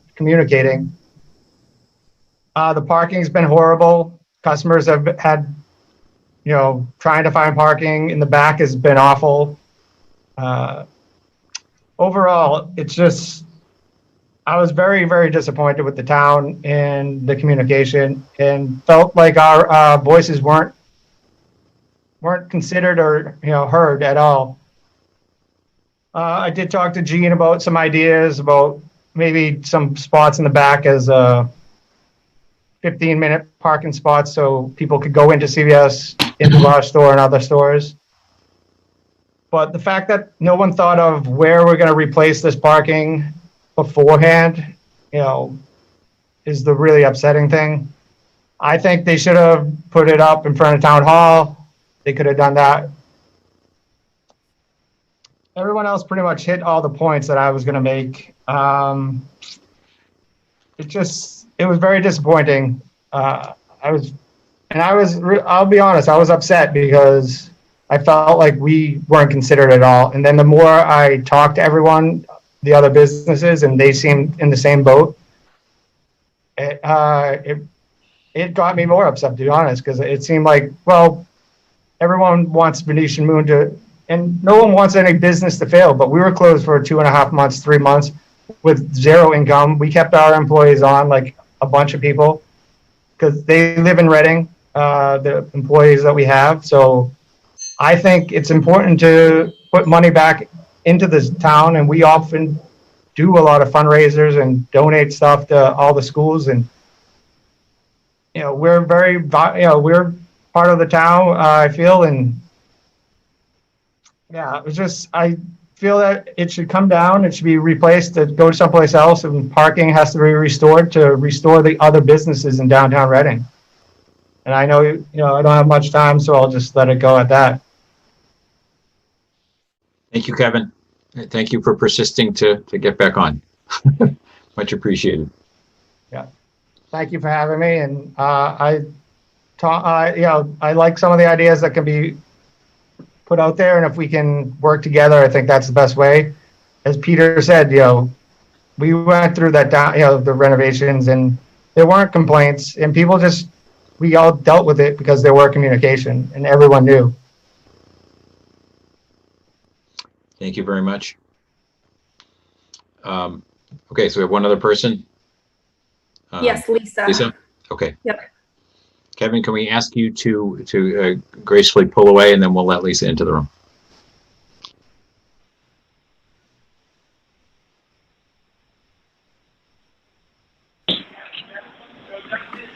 Lisa, you able to hear us? Hi, I am. Sorry, I'm on my phone because I'm at work, so I cannot use it's just on my iPhone, so I'm sorry, it's just audio, if that's okay? Yeah, absolutely. Please. Appreciate you joining us. Hi. Thanks, sorry about that. I think Caitlin didn't recognize my number because I was calling from my cell, so I'm sorry, I was there the whole time. But yeah, first I want to apologize to everybody. I would never intentionally do anything to hurt any businesses. A lot of these businesses are businesses that I myself visit. The nail salon, I go there, and I go to the dentist there, so there's all my family. I go to Bunratties. If I thought this impacted them so much, this is something that I wouldn't have even entertained the town to do. Just let me set one thing straight, though. This wasn't my decision. This is a collaborative effort with me and the town and Cafe Nero and the pizza Nella's, although I haven't seen them out there yet. But this is something to bring people into the downtown area. I think it was under the assumption that a lot of these neighboring businesses, the veterinarian and the dental practice and all that, are practices that at this day and age right now, they do need advance notice, and they have to limit the how many people they can see, and it's by appointment only. And I know that doesn't make it any better for any of them, but I think where they're not at full capacity, and they're not going to be probably for a really long time, neither am I. I think that we all thought that additional parking or there's parking in the back lot was going to be an alternative, a real alternative for everybody. As far as, let's see, there's lots to talk about. I'm not going to try to be really super long-winded, but I do want to, hit all the topics here. But as far as pets and elderly, and listen, I have pets. I have elderly parents. I have elderly pets. Like, all this stuff is important to me, right? And customers of mine are elderly. They do have compromised immune systems. It's not that because I'm a restaurant and we're able to open inside, then all bets should be off, because people aren't really ready to go indoors yet. And there's this unknown of what's going on. I mean, if you look at the trends that's going on in the other states right now, it's really concerning.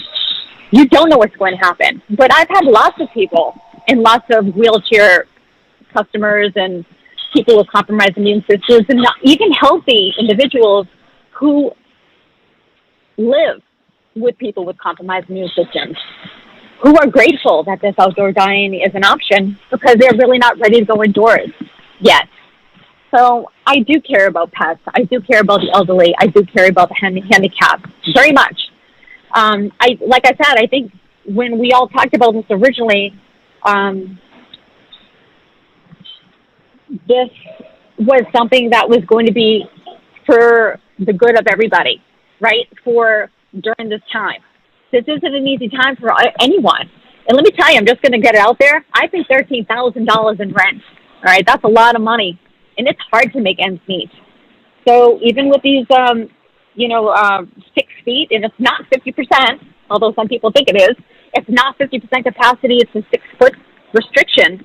I'm really not able to seat indoors. Just the sheer layout of the lower level, I lose my upstairs dining because I don't have a bar. I lose both bars. And I use upstairs for takeout, so I do lose upstairs. Whatever I can do to make this better for everyone, I am totally willing. I know everyone wants this lot open, but I mean, first of all, on another note, I've hired 32 employees. I've got them off unemployment. They're very eager. They're so happy. Everyone's getting back to work. I mean, this is good for everybody. But when they come in, I have them park at Town Hall. So if we can all maybe think of an alternative to free up some of that space, so we can all work together and maybe park elsewhere, just the employees, that would be really, I think, a suitable option for all of us. I know some people aren't willing to do that. And I'm sorry, I know there's a lot of convenience issues. I know parking in front of a restaurant, a storefront, is really convenient, but that back lot's really not that inconvenient. I guess, let me see, what else? I think that's really all I need to say, but I really do apologize for anyone that I have offended. This wasn't, the town closed this, and it was nothing but good intentions. The town closed the street. I did speak to everyone. It was part of the process was for me to go in and get and ask them what their thoughts are, and for them to submit an email. And I actually did that. I did everything the town asked me to do. And as far as the next block over, I wasn't asked to do that, and I apologize. But what I was asked to do, I did. There was only one business that I was not willing to go into, and I sent a letter. So, Peter, also, I know we had the discussion, but I wasn't trying to persuade you or not persuade you. I think, by you sending the email, that's all I was really obligated to do. And that was before they were granting me this permit.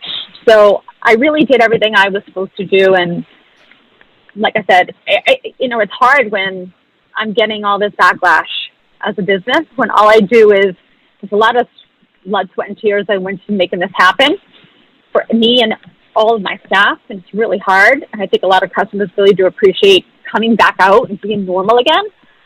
But it's been really heart-wrenching, the things that people have been saying, that this was all me, and this was all me, and it's self-serving, because that's just not who I am. So I guess that's all I need to say. And if anyone likes to email me with any questions, please do. And I guess you guys can decide what's going to happen next. But again, if there's anything I could do, even give up those 4 spots. They're not my 4 spots, by the way, but those 4 spots on the side of Venetian, that would be great for like 15-minute pickup, you know, for people who are dropping their pets off or anything. Picking up a coffee. I don't know. I mean, anything. I'll do anything that you guys would like me to do. Lisa, thank you very much. Really appreciate your You're welcome. time to join us and to offer some suggestions as well. So we thank you. Thank you so much. All right. Bye. Have a good evening. Okay, so we're back. Jean, was there anything that you wanted to add to what Bob had said before? I'm sorry that we're a little scattered here in approach, but had Bob covered the 4 options? Nothing else to add to that? Okay, board members, any questions at the moment? And then we have Dr. Harrison available and waiting also. But Vanessa, I see you're chiming in. Yeah, thanks, Mark. So I have a few comments and then a question. First, I'd like to thank all of the business owners who have come to talk to us today and those who have emailed. First, you know, from Venetian Moon's perspective, any business is within their rights to make a request for space or consideration of the town. And I know they followed all of the extensive requests from the town staff. You know, the select board relies on town staff for their expert advisement on issues like this. And I think, unfortunately, due diligence was not adequately conducted as we're seeing from what we're facing now. All of these businesses are part of the community and they've all invested in the community. And, you know, I think both we as a board and us as a community want to support all of them fairly. So because the information that was provided to the board was not extensive enough, it has put all of these businesses in a stressful situation now where they're sort of being pitted against each other for limited resources, and that's not fair to them. So we've heard a bit about what communication was like sort of in years past, and that's a wonderful thing to hear. What I'd like to know is, you know, we've known about this for the past 2 weeks because we've been getting these emails. What efforts have been made to put all of these people, sort of virtually speaking, in the same room to try and create a situation where each of the businesses have their needs met in some compromised way, so that we aren't essentially paying favorites because because that's what we did. And none of the businesses are at fault for that, but now we have a responsibility to fix it.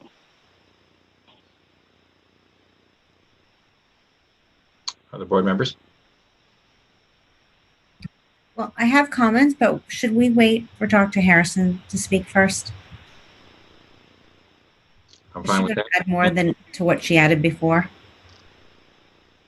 I would rather hear all of the public speak before making comments.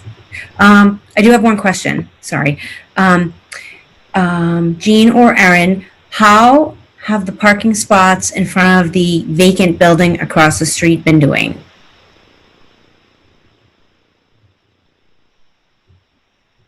Are you talking about the Woburn Street parking spaces? No, in front of Walgreens. Oh, okay.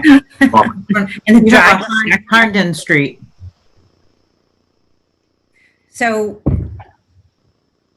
are those spaces filled up and overflowing?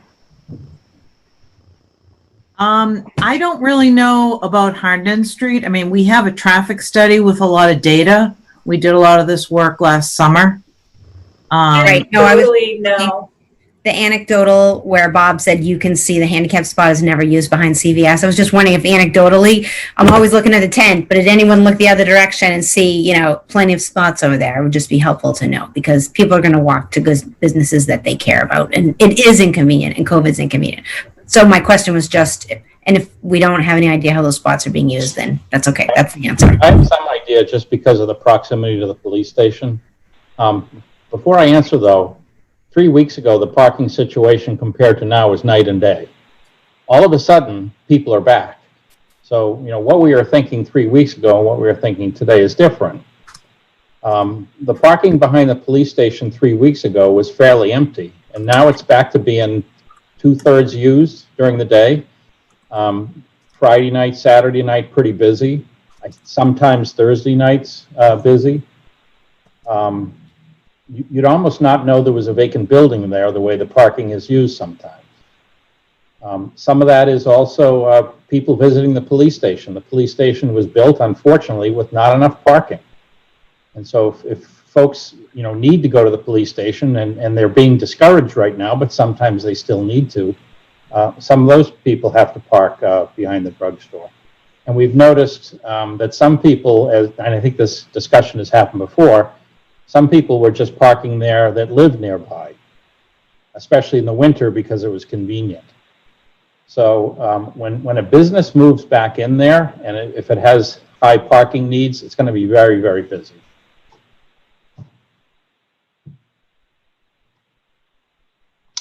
Carla and Ann, you all right hanging on? We'll ask Dr. Harrison for some comments, and then we'll bring it back to the board.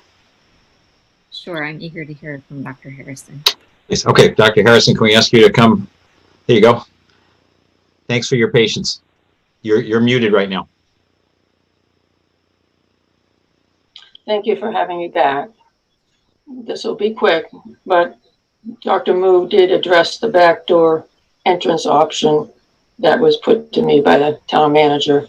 But I'm hearing that any decision in this matter will be put off until the next meeting in July 21st. I'm asking that the select board come back earlier than July 21st, since you gave that option to restaurants to get their liquor license. I just want to know why that wouldn't be consideration here. Great. Did you have any specific comments on any of the items that were brought up as potential mitigations? I don't see them as a viable option. I can see having the tent come down in mid-July as an option. I just don't, 24 spaces to give it up for one. The back lot is so filled up. People are riding around and around trying to find spaces. I have a problem with my own space being occupied by people looking for spots. It's just not a viable option to give up that area. It's just the hardship on us is incredible, and on my clients in particular. That's why you got so many emails supporting us, because they have to put up with that inconvenience. And it's overwhelming for many of them. Eventually, their inconvenience will translate to them going somewhere else for their business that has a private parking lot. So I would like this decision to be put, even if it requires a quorum, I would like this decision to be put to an earlier vote. I pretty appreciate it. Yeah, no, thank you. Thank you. Appreciate your comments. I think what we'll do from here is I'd like to hear from other board members to get their feedback on kind of this whole discussion. And Dr. Harrison, what we'll do is we'll take everything under consideration, including what you just suggested, as part of our discussion, and we'll move this ahead. So with that, can I ask, so actually everybody, please, Ann, I think you chimed in next. Okay, sure. So I was actually kicked off the Zoom call and came back while Vanessa was speaking, so I didn't hear everything that she said.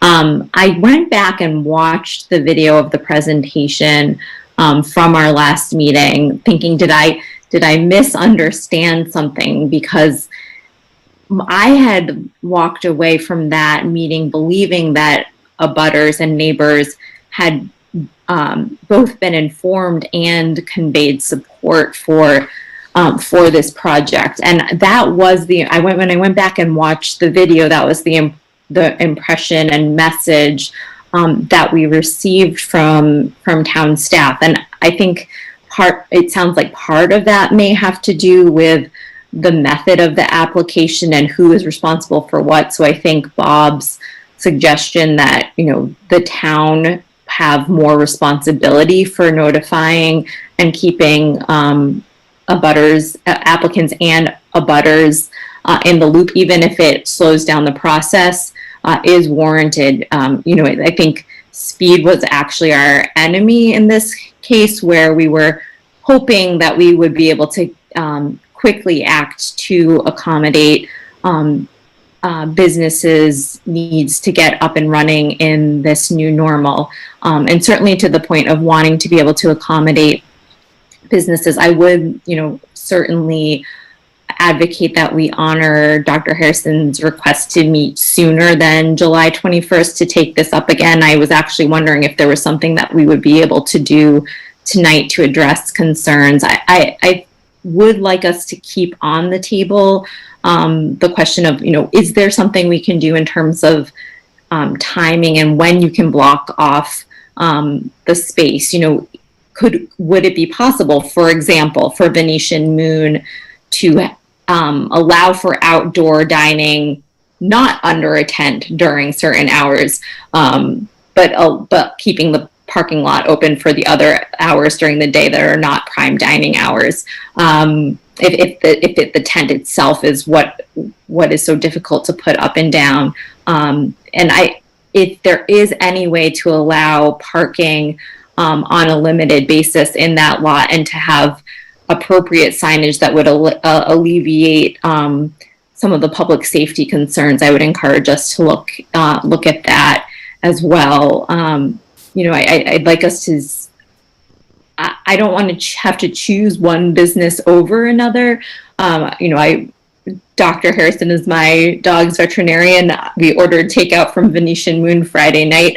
I'd love to be able to find a path forward that will allow all of our downtown businesses to thrive. And I do think, it does feel like there was a communication breakdown at multiple stages along the way. And we all need to do better going forward. Thanks. Carla? Yeah, I agree with Ann, and I went and spoke to Dr. Harrison in person and Peter Sims in person, and spoke to Kevin and Tom over the phone. They were all very upset. I apologized on my behalf, not for the board, that I didn't ask enough questions to the process and to the abutters. So I learned a lot, and now we're at this point of getting more information tonight. I finally went to the dentist, different dentist, and yes, the protocol that she described is 100% accurate. So I think a lot of us learned that tonight, and I learned it last week about different entrances being escorted in and waiting outside. So that's something that maybe, as Bob mentioned, we didn't know prior to tonight. So I don't know what we can do. It seems like it's like Ann said, we've alienated some people, and I don't know how to make that right. Bob's comment or suggestion on the curbside parking, and then we're taking 2 spots away for the whole day for curbside parking. So I don't know if that's a viable option, because that's going to upset even other people. So, and turning in on that end is very challenging unless you're coming from the south, taking a left, which is very dangerous. All left turns are dangerous. So I don't know if engineering, there was the discussion of pivoting the tent or putting it at an angle. I don't know what. The tent coming up and down every day is not an option. It's too cumbersome, too expensive, it's too big. That's just not a viable option. Other tent alternatives, maybe that's something to discuss. But that tent in particular, being weighted down, the size of it cannot come up and down on a daily basis to accommodate opening up the lot and putting the tent back up. So that's off the table. So it's something that we need to move forward. I don't know if it's a select board decision or a vote. We approved the liquor license. The town approved the building permit. I mean, the applicant went through the process for the building permit, fire, and everything else. So I don't know if it's a vote of the board. I understand how we do that. Maybe someone can enlighten me on that one, but I know Bob said we can determine about the liquor license, amend that as far as time frame, but so I'm open to hearing what everyone else has to say, but I just wanted to apologize again that I didn't ask enough questions. And I appreciate everyone coming out tonight to speak. Thank you. Thanks. I just would like to echo Carla's apology as well. I didn't ask questions I should have asked. Thanks. Mark, can I make a suggestion? Not yet, actually. I want everyone to speak first. Okay. Sorry. Fair enough. Karen, you had some other comments. Yes, it's unfortunate that we didn't hear from all of the other businesses the first night this was presented, because I think we would have had a different basis for making decisions. And now we are, and I understand we did this. We're all in a pandemic, and we tried to do things quickly. And I can certainly hear what the owner of Venetian Moon is saying about that tent being up is bringing people back to the downtown, because it absolutely is, which benefits all the businesses, and it's not easy for any of them. And I heard that loud and clearly. So I would like to find a path forward from this. And I like some of the suggestions Bob made. And I think in the future, we should have the town do the official notifications. I think that's a fair option. And I think that's it. I think we can take whatever steps. I'm willing to meet again before July 21st. I think we should take whatever steps we can take to make this solution more palatable. And I do also recall from our initial hearing that Venetian Moon would only need that tent through September. So that's a fairly short period. So I hope we can find something. It's not going to be a perfect solution that makes everyone happy, but I think we can do better. Thanks. Karen, let me chime in for a minute also. I think Karen, I think you're hitting on the essence of things here also. So the reality is, COVID is devastating all of us and all of our businesses, and it's horrific. We're trying to find solutions. We're trying to find some good alternatives. At the same time, things are changing. I won't say rapidly, but they're changing. So things that were true a week ago aren't true today, and things are moving ahead. And that's going to be the reality. We're not going to be able to fully predict what's going on. I think the idea of kind of finding a way at some point in time to utilize that space where the tent is now is a really interesting idea. And I think there are a number of businesses that can gain from it. And I'm hearing loud and clear that there's some businesses that are also impacted from it in the other direction.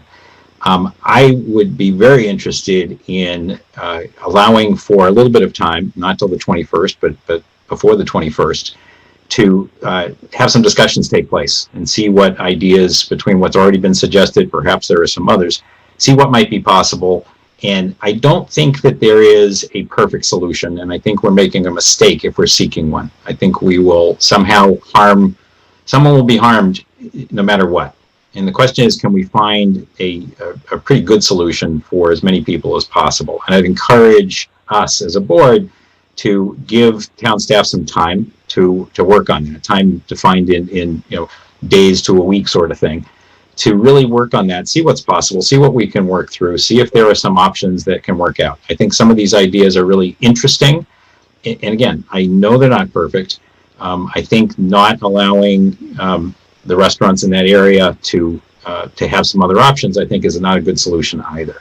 So I would be very encouraging of that activity, and I too would be more than happy to meet very soon again to kind of hear what some of the options are, to participate in discussions if that would be helpful. I know anyone on the board would probably be willing to do that, or we can stay out of the way, which might be what's preferred, to let them actually get some things done here. So that's my 2 cents. And sorry, Vanessa, I didn't mean to chop you off so severely. I just wanted to make sure everyone had a chance to speak first. Nope, you're absolutely right. And you totally stole my thunder. I was going to say that we allow the staff to do their job, get out of their way. They are much better equipped to work directly with all the businesses and put forward a solution that is mutually agreeable. So I would recommend that we absolutely meet next week. I realize Friday is a holiday. Well, actually, town hall's closed that day anyway. But to let Aaron and Jean and any other staff work directly with them and perhaps meet Tuesday or Wednesday of next week to approve whatever compromise they're able to come up with. If I could offer some additional information. Please. Been a lot of discussion about the size of the tent. The Venetian Moon owner, Lisa, looked at a couple different sizes. One was, I don't remember proportionally, but I'll say quite a bit smaller. The result would have been the same. The parking lot had to be closed for safety. So it's not just the size of the tent that impacts that. And if you think of, we've seen, you've seen one other business with tables outside. There's a third one coming. They don't all have the same hours of demand. Some have daytime, weekday demand. Sometimes are night. So the real question is, when do you want that lot to be available as not a parking lot? That's the root of the problem. And by demand, you have demand a lot more than just night times or weekends. So that's some of the variables we tried to sort through. From a safety standpoint, pretty much if you're going to use that location for dining, when it's used for dining, it can't be open. If it's not used for dining, it could be open. So if you had more flexible tables in and out, as Gina's put around the other parts of town, that's a viable option. It didn't seem to satisfy the Venetian Moon in terms of scale at all, though. It's not like she wanted another 3 or 4 tables outside like some of the businesses want. So and I just wanted to make sure you understood about the size of the tent not being maybe as gating an item as it might have been thought of. Good. Vanessa? And I think, thanks, Mark. And I think that's a great thing for the staff to discuss with all of the businesses that would be affected by the parking. I don't think, I hesitate to speak for the other board members, but I don't think that we are well equipped and are as familiar with the space and how it's used as staff and the business owner. So I'm happy to defer that to Erin, since I know she works closely with the businesses, for her to communicate that directly with them and find something that works. Yes, I am not an engineer or a planner, so I appreciate those who have that expertise. Yeah. So would the board be comfortable asking staff to work with the businesses? I was very encouraged that there was some discussion. I heard Lisa offering to do whatever is possible. I heard some other businesses discuss, perhaps there's some things. I think that, let's see what's possible. Let's figure out how much, give some time to do that. Perhaps we meet kind of the mid to latter part of next week, if that works for everyone's calendar. We were looking for a retreat day, so we'll be looking for 2 dates now, so that's okay. And allow for some more discussion to take place, see what options there are before we have to kind of do anything further on this topic. Gina, I see your hand's up. Yes, thank you. So 4th of July is Friday or Saturday, depending on how you define it. This is a very big vacation time.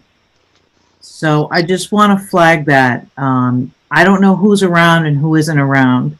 And as Bob mentioned, my window looks out directly on the CVS parking lot. And I watch that parking lot all day long. And from my perspective, now that we're into July, effective tomorrow, and we're at the 4th of July vacation time, and as Julie Centrella said, July is dead.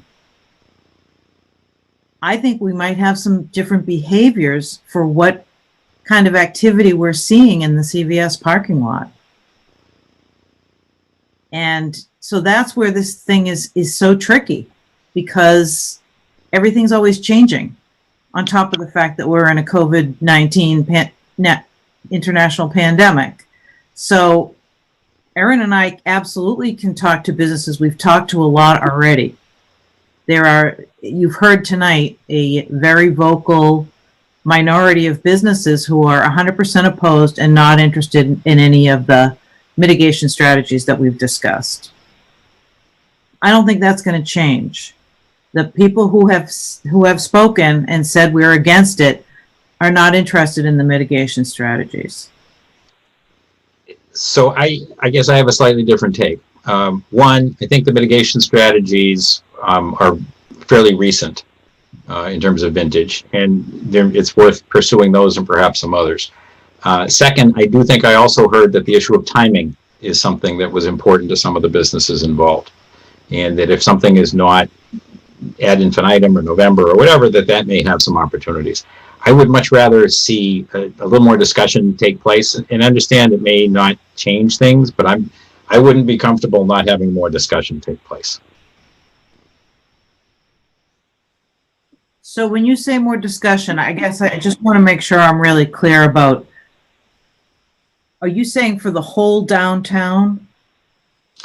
Because when we talked about a block, a block was going to be the block of businesses in that building. So are you saying, I just want to make sure I understand what the expectation is. Yeah, no, I think it's, to me, and I'll speak for myself, it's specific to that specific area. With the abutters to the parking lot, the abutters to the Venetian Moon over there, and looking at some alternatives for parking. And I take your point about 4th of July might change things. Maybe what we should do is get together on, right just after that. So maybe is that the 11th or the 13th, Monday the 13th. So it kind of give a little bit of July time frame, respecting that there may be a couple of holidays, but also understanding that we need to act here sooner than later. That's my opinion. Mark, can I make a suggestion? Please. And can I clarify? So, Jean, to answer your question, I think we've been at this for a half hour. We've heard from numerous businesses that are frustrated with how it unfolded. I'm looking to the town staff to lead the discussions with all the businesses that are affected by the current parking situation. And as far as timing goes, just because of posting requirements, I would recommend, Mark, that, at the end of this meeting, we set a meeting, one for our retreat next week, one as an open select board meeting to discuss this and probably a couple of other things. If the staff indicates that they haven't reached an agreement yet with all the businesses that is mutually agreeable, then we can always cancel that meeting, but let's just get it on the books. And then if that doesn't work, we can push it over to the 13th, and that's fine. But I want to be responsive and sensitive here because this has caused a lot of tension, and it's our responsibility to address it sooner rather than later. Other board members? One sec, Karen. Karen and Carlo, any thoughts? Yeah, well, I think probably one of the more frustrating issues, other than the 10 closing down the whole lot, is that Venetian Moon is not open during the day. And like Bob mentioned, different businesses are going to have different needs. So I don't know what has been done or what has been thought of to slide that 10 over, because there's a lot. You have the other end of the lot that you can park and still go out the same way. To me, that has to be an option. We can't just punt this down the road. And yeah, it's town staff's problem, but we're part of the problem too, in my opinion, that we didn't ask enough questions. So I know we're volunteers and we have our jobs and our lives, and it is coming up on a slow time in Reading, but not for the dentist, not for a pet, not for, many different things. So I think we really have to move quickly to satisfy as many people as we can. And I know, Mark, it's not going to be a perfect solution, but, the fact that you drive by there and that tent is all closed up during the day, it adds insult to injury for all those businesses. So I just want everyone to keep that in mind. It's not everyone's out there having a party from 9, 10 a.m. to 9 o'clock at night. Yep. So again, I'm not an engineer. I'm not a planner. Like Ann said, none of us are. But I think all options have to be put on the table to accommodate everybody as best they can. I know it's not one size fits all, but a lot of people are upset, and not just the business owners. Their customers are upset as well. It's not just the business owners. Yep. And I think that the idea of all hands on deck, if that's the right expression, is important here. I'm not suggesting, I don't think any of us are suggesting that the 4 options that were laid out, 2 of which are current and 2 of which are future, are it. And, let's just push and that's the end of it. I think we got to look at what other options are out there. I think it's a great idea of, hey, is there something that, because of the time sensitivity of things, adjustments could be made? Could the tent be pushed further over? I don't know the answer to that, to allow for certain times of day that it's open, times of day that it's not. There are a lot of potential other parking spots that have been talked about. They will be changing as July comes and as more people are driving. Absolutely understood. But we should explore what those are and see how they could meet the needs, the specific needs of some of the businesses that are being affected. I think otherwise, I think there's an opportunity in that space, perhaps. I want to make sure that if it's there, we've explored it in a way that's not to the detriment or to the terrible detriment of others. I think that this is a tough time, and let's see what people can work together to get done, and that's why I'm suggesting we do it. If we want to have a meeting next week, that's fine. I want to make sure there's enough time to actually think of alternatives, have some discussions. And given that we're coming up on 4th of July weekend, that's one side. The other side is this can't get pushed all the way down the road. It has to get addressed. Other board member comments? Mark, I heard a lot of concerns from the medical offices that there are folks that don't have full mobility. So that's why I think we can take charge of our parking spaces, in front of town hall. Though that none of them are that far, and I think we can do some things to allay some of those concerns. And some of these other businesses, it's probably going to be dead, and it's probably going to be dead for a while. And I don't know which business we were talking about are really concerned about the fall demand, but again, staff would probably know that better. I don't think taking the tent down and revoking this license that we issued is really on the table. But I think, as I said before, we can do a better job of working with the resources we have. Erin, you had a question or comment? Yeah, I had a question more for clarification, and so I know what the expectations are of myself and other staff. What kinds of questions does the select board have specifically that town staff can ask as part of this conversation, facilitated by staff, for additional ideas? The 4 concepts that were presented to you were reviewed by our team, including our town engineers and our public safety officials. So I do want to say that we've had a wide variety of staff looking at what came before the board this evening. And I think there are, probably some additional alternatives because we've learned more information this evening. But I would hope, I'm just hoping for a little more additional information, direction on what specific questions the select board may have, so we can ask those questions. Mark, can I jump in? Actually, Karen was ahead of you, Vanessa. Hang on. Okay, I'll be quick. How about can the Venetian Moon tent be used as a staging area for patients that are waiting to go during the days from 9 to 5? Can tables be pushed over? Can a patient go over there and just wait for the staff to come out and get them? They'll get them out of the sun. They can park, they can walk, but they have a place to wait and call the doctor. Can we do that? Excellent. Vanessa? Yeah, I think, to the points that were made earlier by Ann, Carlo, and myself, we as the board members are not the best equipped to ask questions or to propose solutions specific to what each of these businesses need. My recommendation would be to coordinate directly with each of the businesses that have expressed concerns. If there are other businesses that have been communicated with and they don't have concerns, then fabulous. But there's clearly some issues with sort of the arrangement that we reached. And I'd like to see more businesses sort of on board. Mark, you mentioned earlier, it's a tough situation. No one's going to be 100% satisfied. But right now we're sort of unfairly skewed towards one particular business.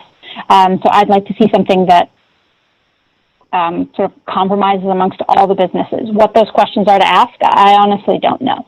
But I would hope that the business owners themselves that we've heard from this evening would be the best people to provide feedback for that.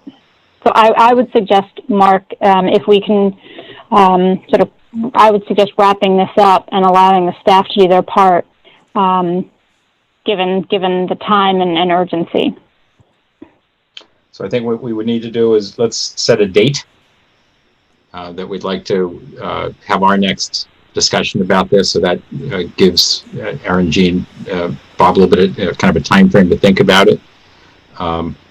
And I would invite to think the conversation, not just those businesses who express concerns tonight, but all who make use of the parking lot. Right. So abutters. Agreed. Right? Right. Right. Not in other locations, but abutters. I would say abutters to the parking lot. Yes. Right. The cobblestone parking lot. Yes. Right. Anyone who uses that whose clients or customers use that parking lot should be considered. And I would definitely also bring back the talking with the landlord also. And perhaps the landlord helps as part of the solution with space or other things. I don't know, but we want to work out what the best solution is that's possible in this space. And I think that's a good point, Mark, in terms of the best solution that's possible. I think that I know Vanessa at one point had said, like, if there's not a totally mutually agreeable solution, then we don't meet. But I think the best possible solution, even if it's not, it doesn't have 100% buy-in from 100% of the businesses, if we can come up with the best, the best we've got by our next meeting, I think it would still worth meeting to hear it out. Thank you for translating that. That's exactly what I meant. Aaron, does that give you the clarity or no? One more quick question. So I'm hearing that you'd like to hear from business owners and property owners as well, and also customers. What is the board's suggestion on how to engage with customers or other wider public on this issue? Well, so we've heard from some already, and it may be that it's worth just reaching out to each of the businesses and kind of learn a little bit more from them about their customers. I think as it relates to time of day, time of year, when they come, I think to Vanessa's point, you don't want us to architect this at all. Quite the other way around. The best solution would be that we come back and we have our next meeting and you guys have this all worked out and everyone is kind of saying, it's not perfect, but it seems reasonable. Thanks. Good. Okay, to that end. Oh, sorry. I was going to just, I'd actually be interested in hearing from Jean and Aaron how much time, if is next week feasible to do that kind of task, or what do you think is reasonable to do that kind of task that we've just put upon you? Just before the answer, I just want to remind everyone that we have to back up 48 hours before your next meeting date to have all the information presented to the public. So that's an important gating item when you're talking about a few days. That's a good point. So as far as setting the agenda goes, we can always set the agenda and just say, discuss parking at XYZ lot. We don't necessarily need to provide all of the detail in the packet as long as the topic itself describes what we're going to be talking about. True. What if we pick Thursday the 9th? Yeah, I nominate either Wednesday or Thursday. It's fine for me. So the Board of Health has been meeting on Thursday nights. They haven't established a schedule beyond July 6th. But they've been meeting on Monday mornings and Thursday nights. I may not be able to make Thursday night next week. I can do either of the day. Is Wednesday the 8th too soon?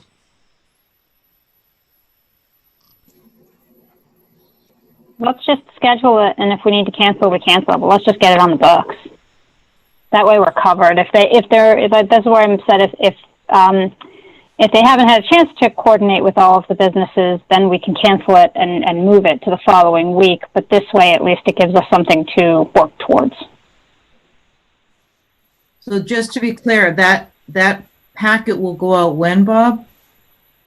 That packet would have to be ready on Monday.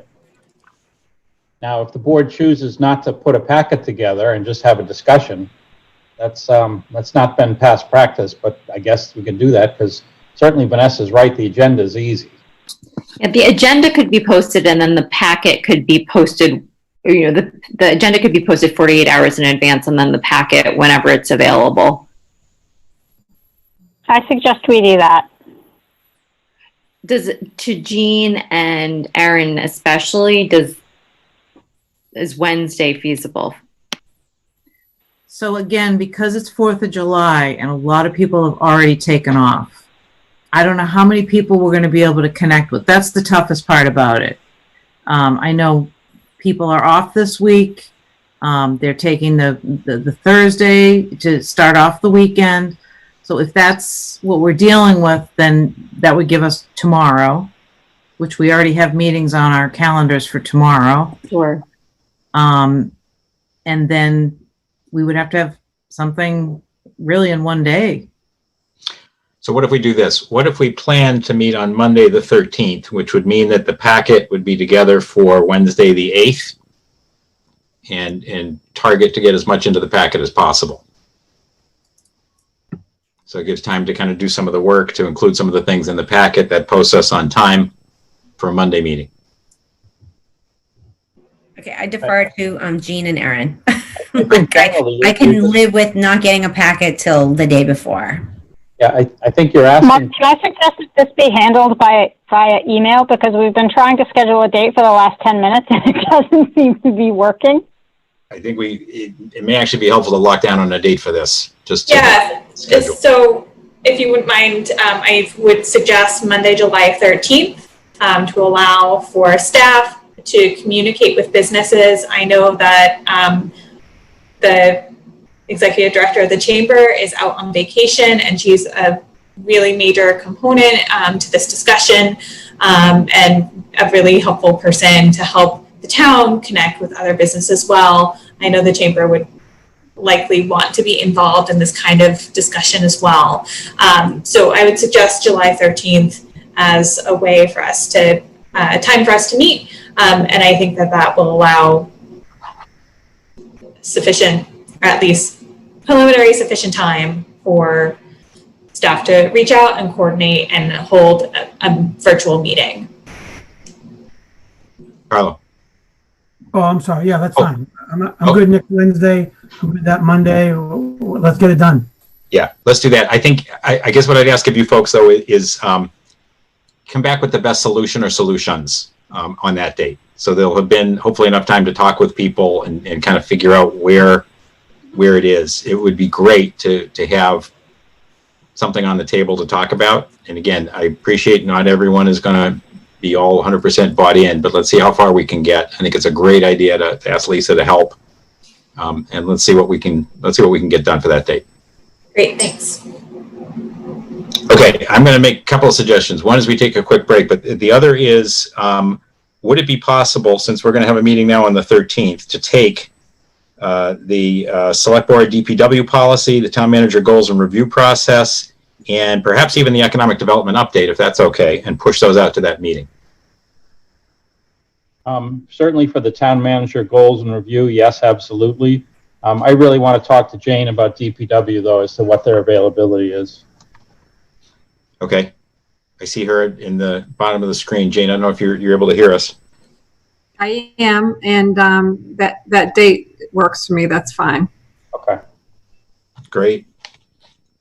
And Erin, would it be all right to ask you, I think you've been involved tonight and will be deeply involved in the next week. Can we ask you to do more of the update on the 13th as part of that? Yes, I was just checking through my notes to make sure that I didn't have any time sensitive announcements. There is one thing that I think would be helpful to just get a sense of. Staff has spent an extensive amount of time putting together a grant application for converting public spaces into business opportunities and the like. And we've identified the cobblestone area in particular as a draw for all kinds of activities, programming, and like Julie Centrella said, the retailers bringing their wares out and really making it a festival atmosphere. We've held off on filing that grant application because we know everything's sort of on the table right now. But if we do hold off, and we certainly can, it's a rolling application. So the longer we delay it, the less likely our chances are. So I don't know if the board wants to give us some direction on whether or not we should be applying for the grant or hold off. I don't want to apply for a grant and it's going in the wrong direction. And I can provide more detailed information if that's helpful. Maybe you can send it along. I mean, my quick take, my personal opinion for the others also is I would imagine that what you're talking about could improve opportunities for many of the abutters in that area. That they might have opportunities, if not for storefronts, for signage, for a variety of different things. I would think that's one of the potential opportunities that could be discussed with some of the business owners, at least so that everyone understands what's possible. And to me, I think that's a real positive. How do other members feel about that? I would not hold back. Other thoughts? Yeah, Mark, given tonight, I think the cobblestone parking lot is out of the question. Sorry, out of the question for what? For any kind of activity that closes down the lot. Given what we heard tonight, so that particular spot. So one of the, if we're thinking about all options on the table, one of the options would be to make that space available so that the current businesses there, some of the current businesses there might find opportunities in that space. If it turns out that the lot is going to be, closed for a period of time, why not understand what's possible? I'm not saying that that's what's going to happen. I'm just suggesting that why would we close that off and to understand what that opportunity might be.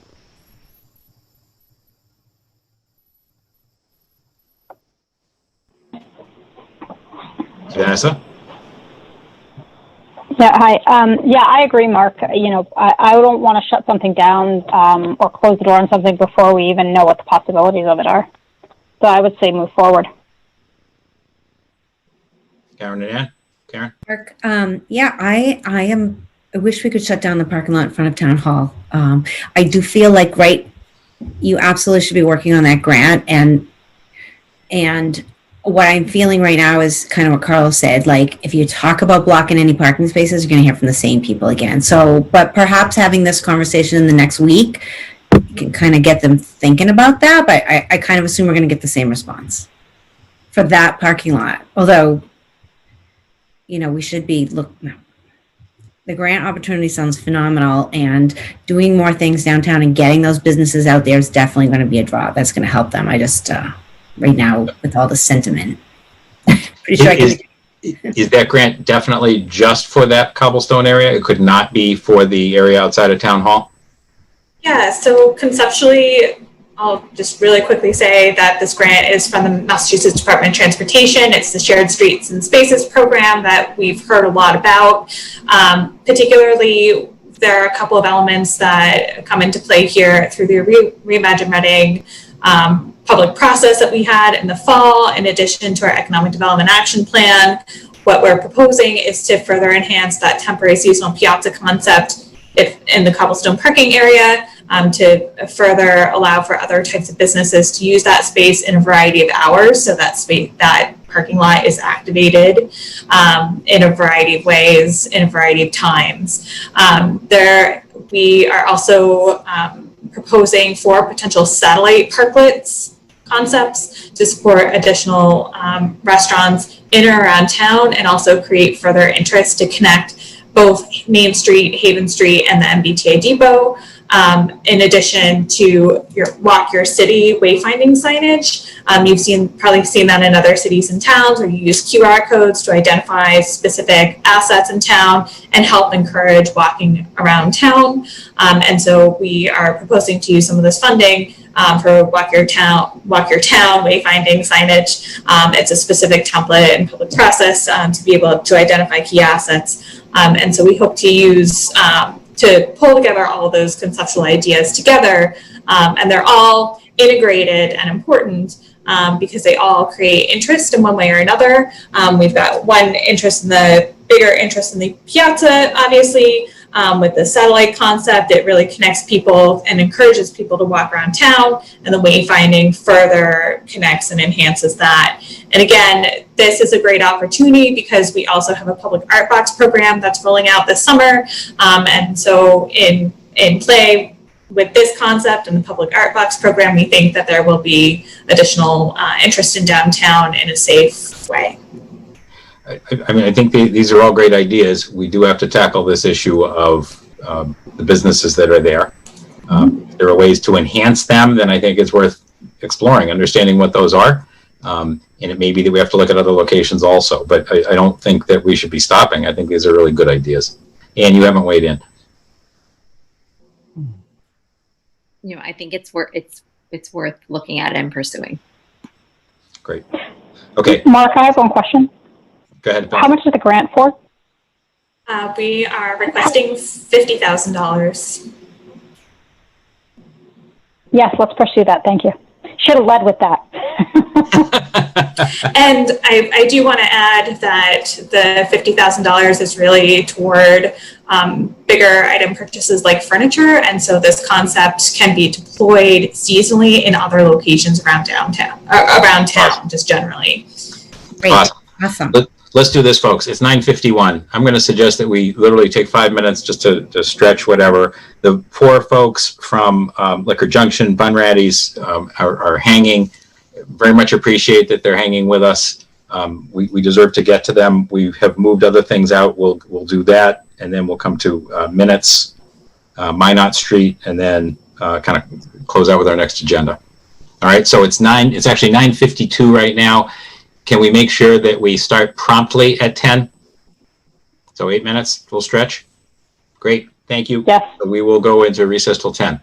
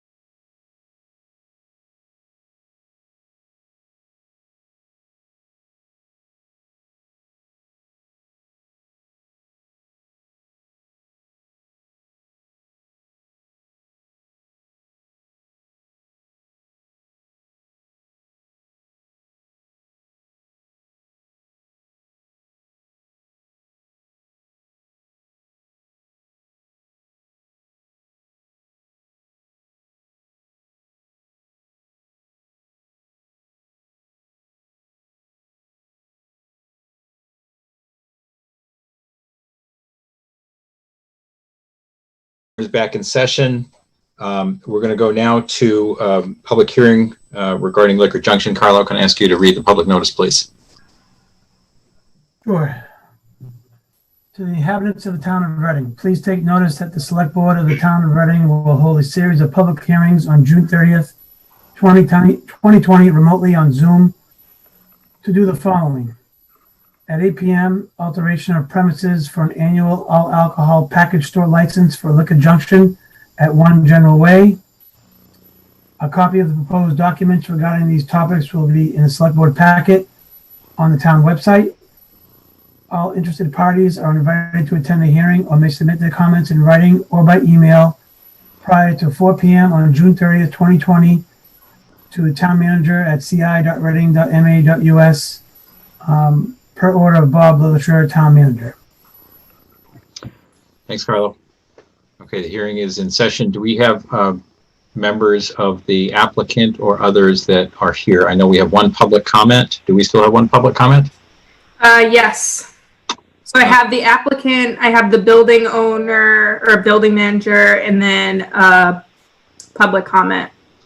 When we bring them all in, we can ask the public comment to go first. Okay.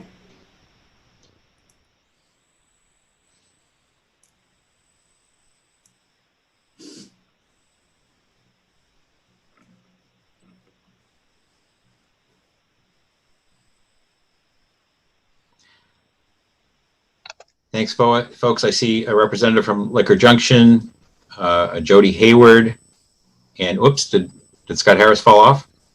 Nope, I'm here. Oh, there you go. Thank you. No problem. So is everyone able, Jody Hayward, Mr. Patel, Mr. Harris, you can hear? Great. And Jody Hayward, are you able to hear or see? Jody Hayward? No? Okay, why don't we move ahead? So I think what we'll do is, Mr. Harris, you wanted to make public comment. Can we ask that you start with that? Yeah, no, I just want to say I'm definitely in favor of the expansion. I've been a Reading resident my whole life. There's definitely the wine education center that they're proposing to put in would be a huge addition to the town. I know they do a lot of grand tastings at the store. I've been to many of them, but the wine education center would be a great addition. There's similar facilities in North Andover, Burlington, so I think getting one in town would be great. I think it would generate a lot of business, getting additional people in. I know they're talking about putting a fine wine refrigerator in. Again, a great addition. I think Liquor Junction has the best wine selection in town. They've got the best prices in town, so I think expanding, being able to get some more fine wines in town would be great. Again, North Andover, Burlington have these facilities. Getting one in town would be great. And again, with the large tastings that they do, getting more people in the door, getting more revenue for the town. Again, it's a great store. It's the best liquor store in town. So I just think being able to expand their abilities would be nothing but positive things for the town. Excellent. Thank you very much. Thank you for speaking. Thank you. But is there any a presentation or just what was in our packet?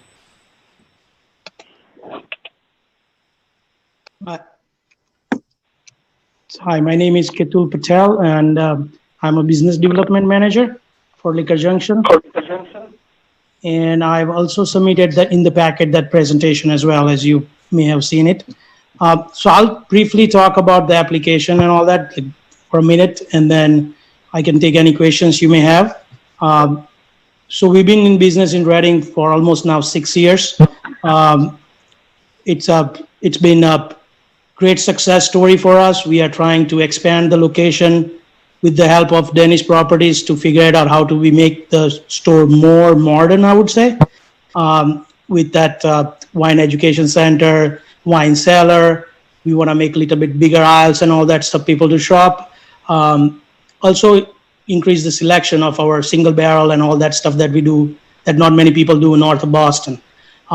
So we have a lot of great plans to do it right. I would take any comments you guys have and answer any questions you may have. Great. Thank you. Board members, any questions or comments? The presentation was in the packet. I found it to be very informative and helpful. Answered the questions that I had. Carlo. Yeah, I agree. I read over the plans and I don't know if they're 100% certain, but given that you're going to be spending a lot of money to enhance your business and bring more variety, a wine education center, and nothing but good I saw in there. I really commend you for taking that opportunity, increasing your rent, increasing your space, and it'll be a benefit to the town and the surrounding town. So thank you. Thanks, Carlo. Other board member comments? No, great. I agree. So I have no questions. Great. Karen, go ahead. I just appreciate in the packet, it also said that you've had no violations for the past 6 years. I think that's important for a business that wants to expand, and I commend you for that and keep up the good work. Otherwise, I think it's a nice idea. Thanks. Super. Carlo, do you have a motion? I say Jody might be able to hear you now. You might, if you Jody. have. Yes, Hi, Jody. I'm sorry for the Zoom thing, so my apologies. I just want to thank everyone for their time tonight and consideration. I can't say enough about Liquor Junction Control, this team. Everything they do is top notch, and we're all here to help them succeed. So thank you for your time. Thank you. Carlo, do you have the motion?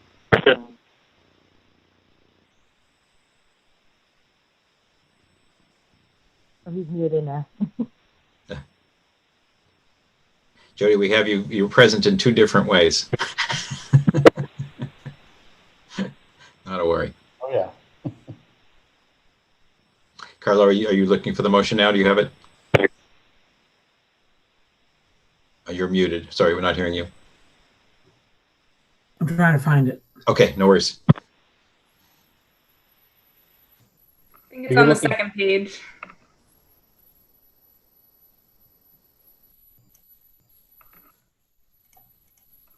Okay, I got it. Great. Move to approve the alteration of premises as presented, amended by Liquor Junction with respect to their liquor license.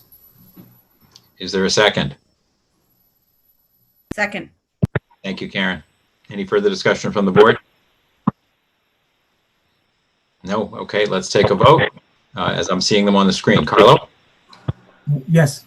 Karen? Yes. Anne? Yes. Vanessa? Yes. Mark? Yes. We're 5-0. Congratulations. Thank you, folks, very much. Keep up the good work. As Karen said, it really matters to us, one, that you succeed, and number two, that the not having any violations is really admirable. We really appreciate that. That's very important to us. Thank you. Thanks, folks. Do we need to vote to close the hearing? Oh, actually, we should have done that first, shouldn't we? Did I go back? Did you open the hearing? I don't remember. We opened the hearing. We didn't. Do we have to close it? No, that's okay. Okay, great. Okay, so that's set. Next on the agenda, outdoor liquor license, Bunratties. And sorry, we have a bad sound in the background. If it's me, I'll chop it off. No, I don't think it was me. Okay, so in terms of the liquor license, Gene, is this where you had some slides? No. Oh, sorry. Okay, what? How do we want to proceed on here? Bob, do you have a couple of slides you want to put up? Yeah, I have some things to share. Great. You want me to let Eilish in? Yeah, that's a good Yes, idea. please. Thank you. Oh, why not?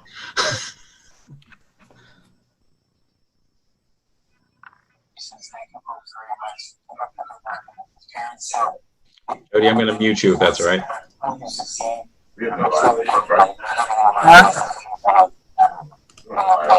No. Eilish, you able to hear us? Yep. Hi there. You are live on with the select board, and we're just coming to the topic now. And there you are. Thank you. There we go. How are you? Good, good. Thanks for joining, and very sorry for the delay.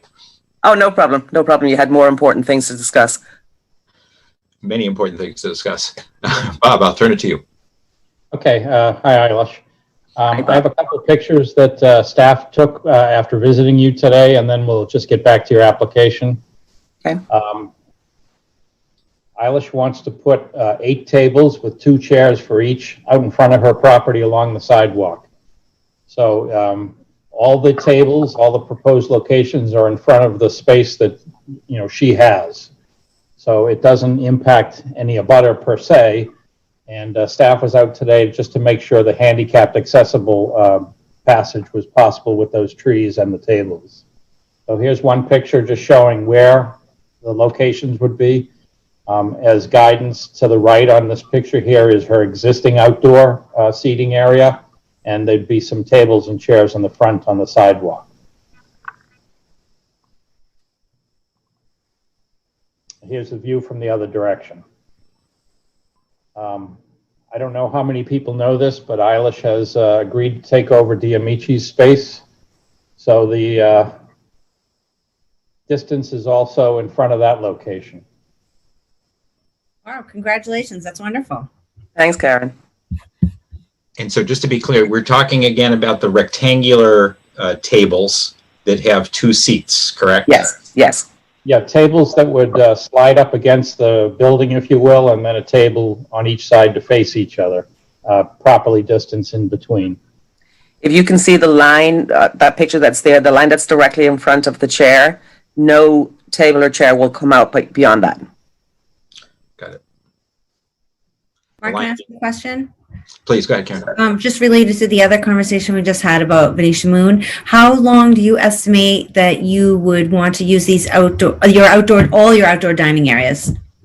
Well, my outdoor dining area is, approved year round for weather permitting. But out the front, what I'm looking for on that, we're 2 weeks into indoor dining now, and people are very remiss about coming inside. So I would like to see if I could add these few tables outside to complement our 10 tables that we have on the patio, because that's all we have right now, until people feel comfortable coming back inside.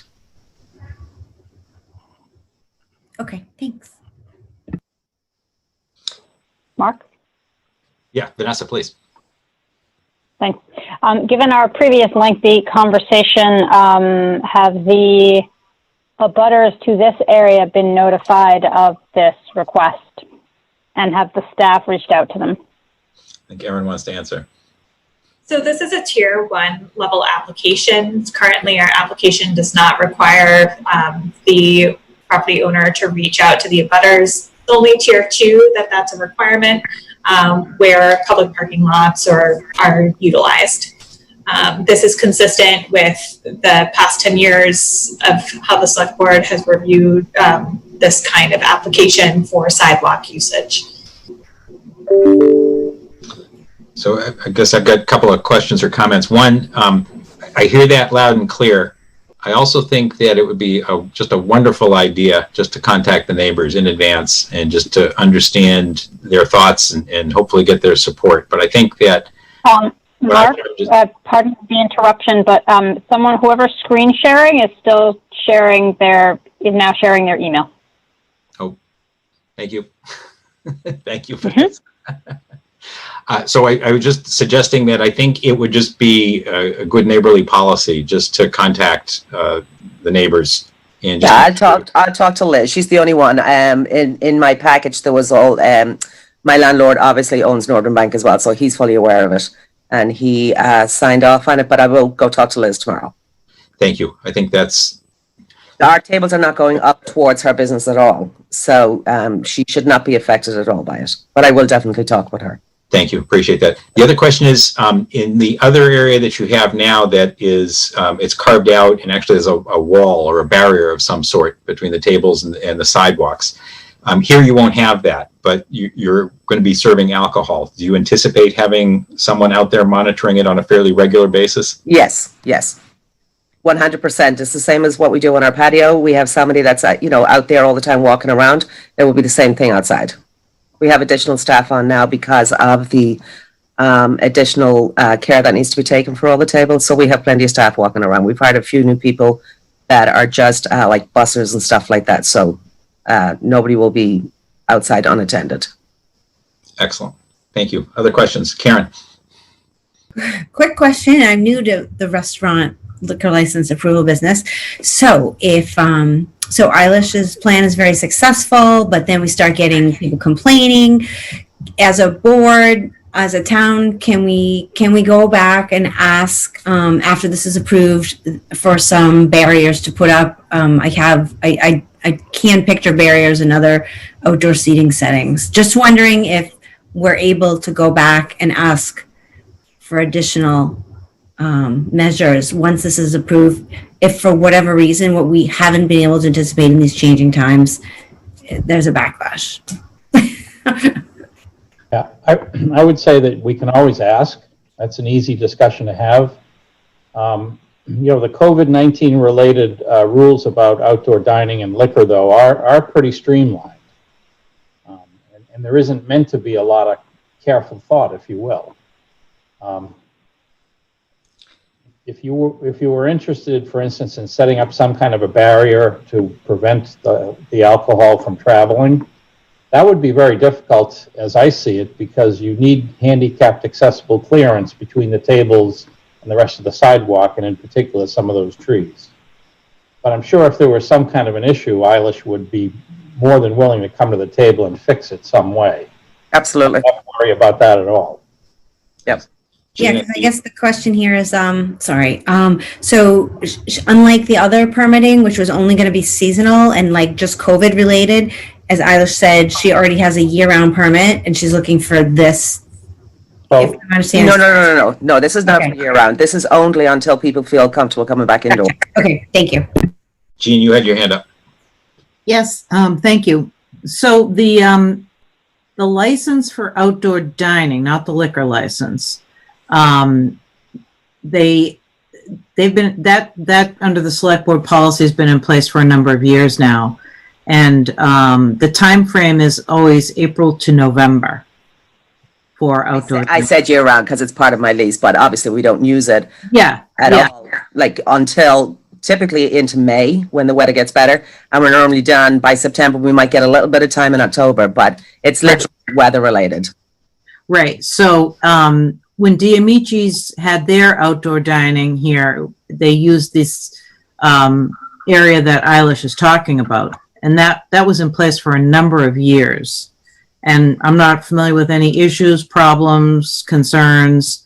So there is a bit of a precedent to have outdoor dining in this area, certainly down at the other end where Diamici's used to be. And they absolutely had a lot of people using it and was 100% weather dependent. And in New England, that's a pretty short season. Even though the license says November, as we've been saying all along. Well, just look at this weekend past. We couldn't use our patio. You couldn't. No. It's a tough thing, outdoor dining. Yeah. So I just want to make those points. Yeah, no, great, thanks. I think the change obviously is, liquor permit.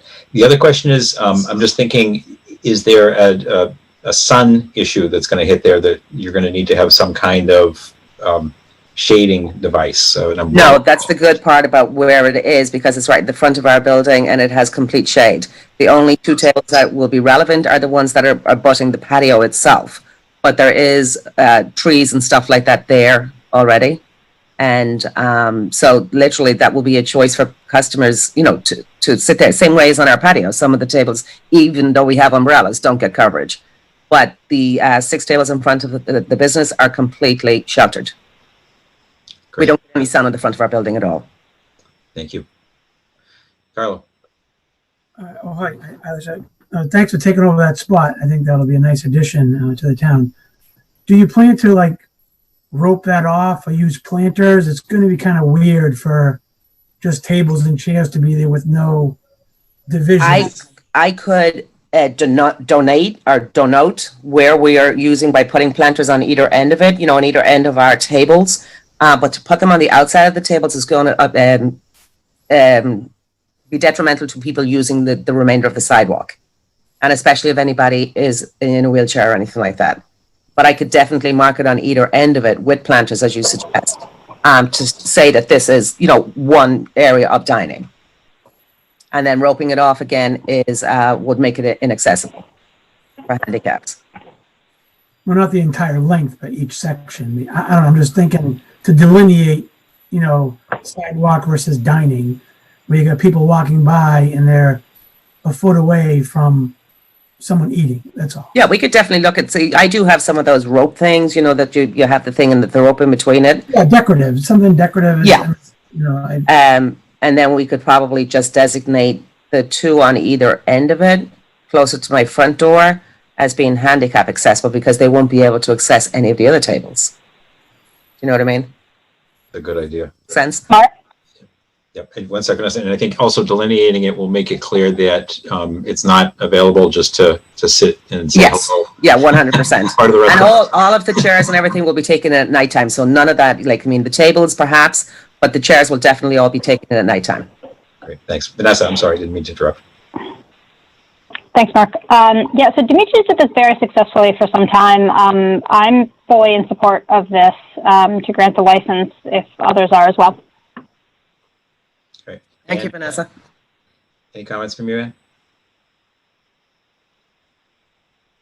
Ann? This sounds very positive, and certainly want to be able to support more options for Bunratties.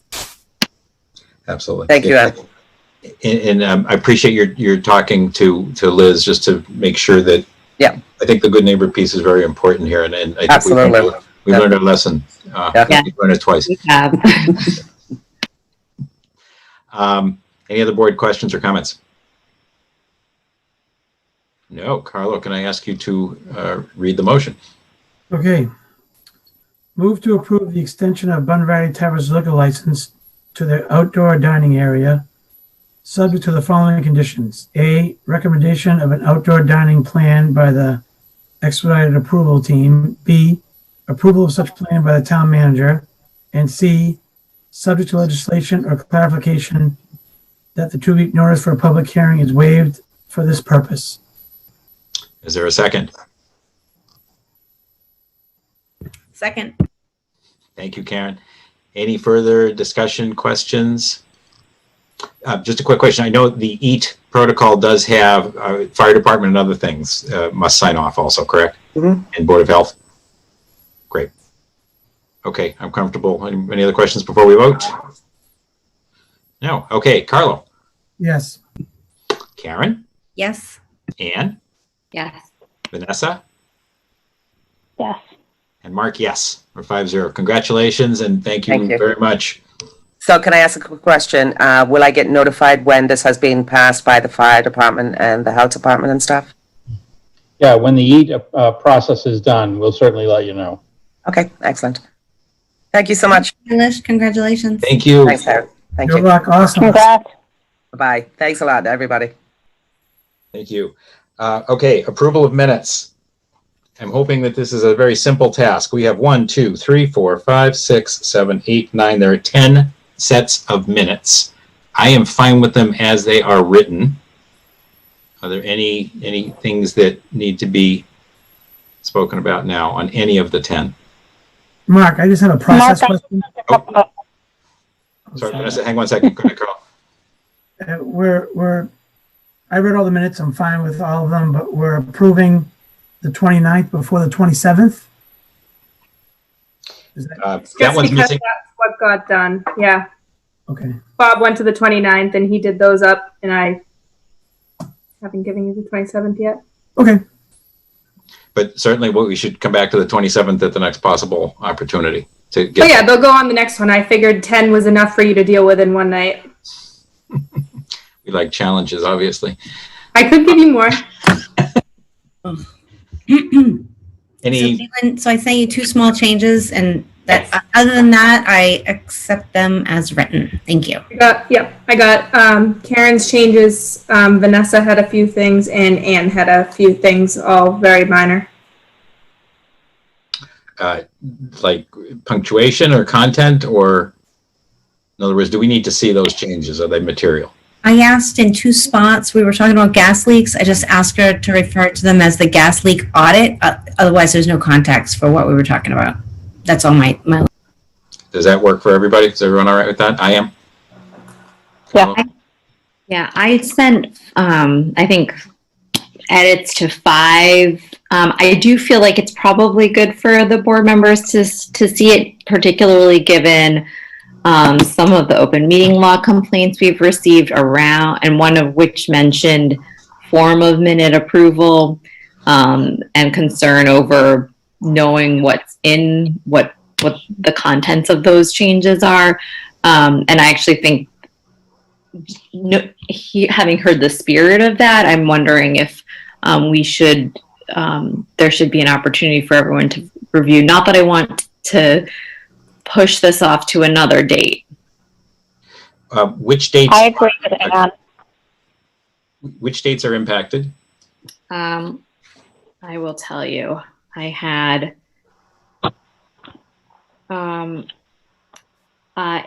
April 14th, I gave Caitlin some more general feedback without specific edits, but just that I thought it would be worth noting in the minutes how all agenda items were disposed of, even if it was to table them for another meeting. I think it would be important for the minutes to reflect that. I had edits for the 29th, very minor changes for the 20th, edits for the 13th. I also had edits to the 13th.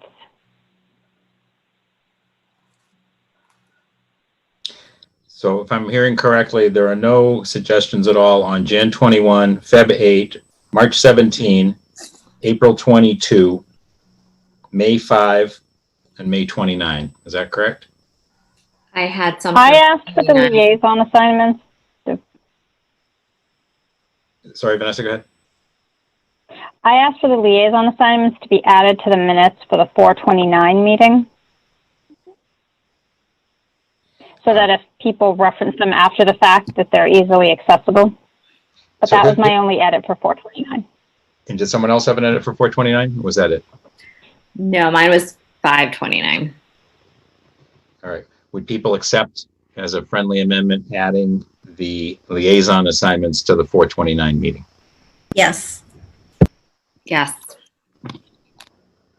Carlo, is that all right? Yeah, if that's the only thing, that's fine.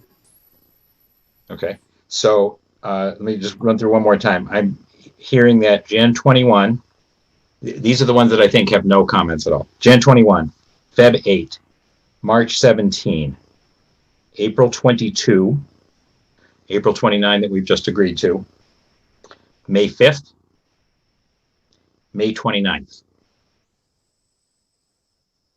No one had changes to those. May 9th, I have edits. Oh, sorry. May 29th you did. Okay, so take May 29th off.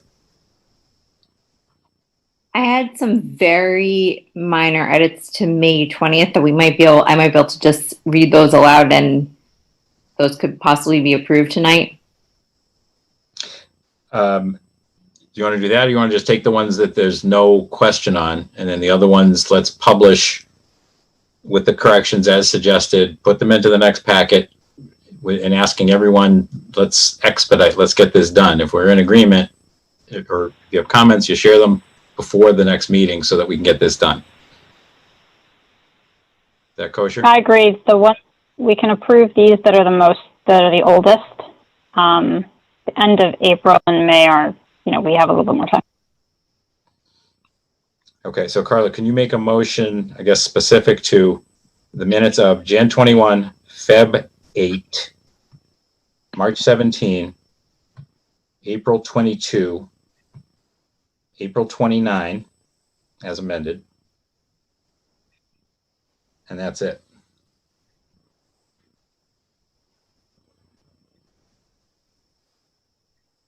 I thought 5-5 was okay. I'm sorry, I missed it. You're right. Yeah, and 5-5. Thank you. Okay, are we ready? Yes. Motion to approve the minutes of January 21st, February 8th, March 17th, April 22nd, April 29th as amended, and May 5th. All right, is there a second?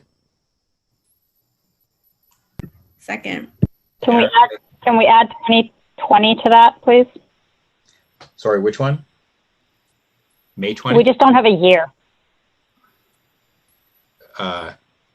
So that's the only amendment is adding the year to the date? Yes. I would deem that acceptable as friendly. Everyone else in agreement? Yes. Yes. Yep. Okay.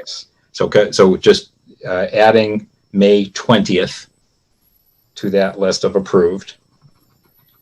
And Karen seconded. Any other comments? I thought May 20th Ann had edits and Vanessa, I thought. Sorry, yeah. I do have edits. Oh, sorry. 20th. Sorry. Just stay when we had it going, stay with it. So as Carlo read it is correct. It does not include May 20th. Karen, you seconded that motion, right? Okay. Any discussion? None appearing. Let's take a vote. Carlo? Yes. Anne?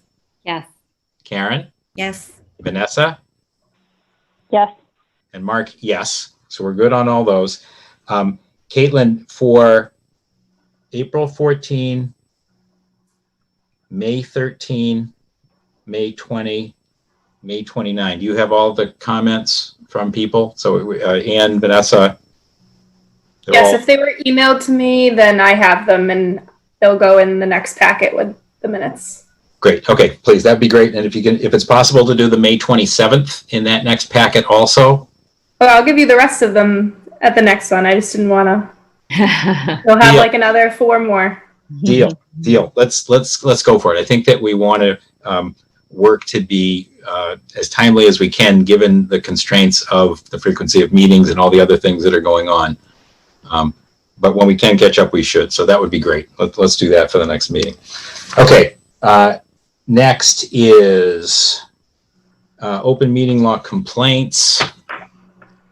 I have a few things to say here. Hang on one second. Mark, real quick, are we doing the transfer of the auto license tonight? Or are we moving that?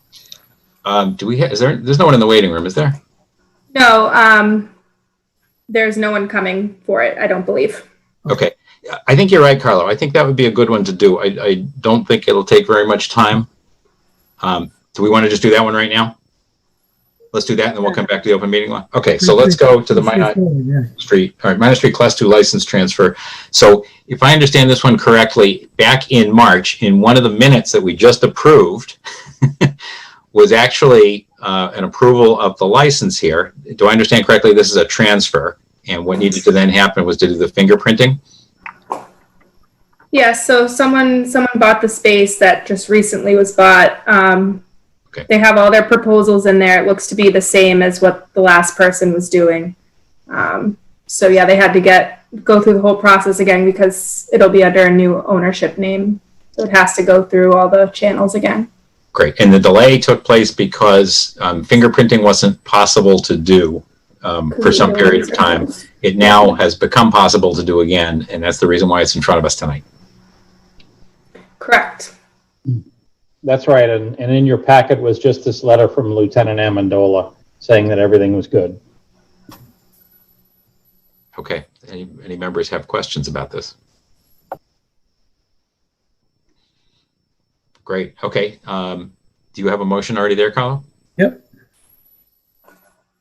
Move to approve the Class 2 license transfer request by Minot Street as presented. Is there a second? Second. Thanks, Karen. You're our second tonight. Any other questions, comments from the board? Okay, let's take a vote. Carlo? Yes. Anne? Yes. Karen? Yes. Vanessa? Yes. And Mark, yes. We're 5-0 on the transfer. Thanks. Okay, open meeting law. I'm going to move screens around here a little bit.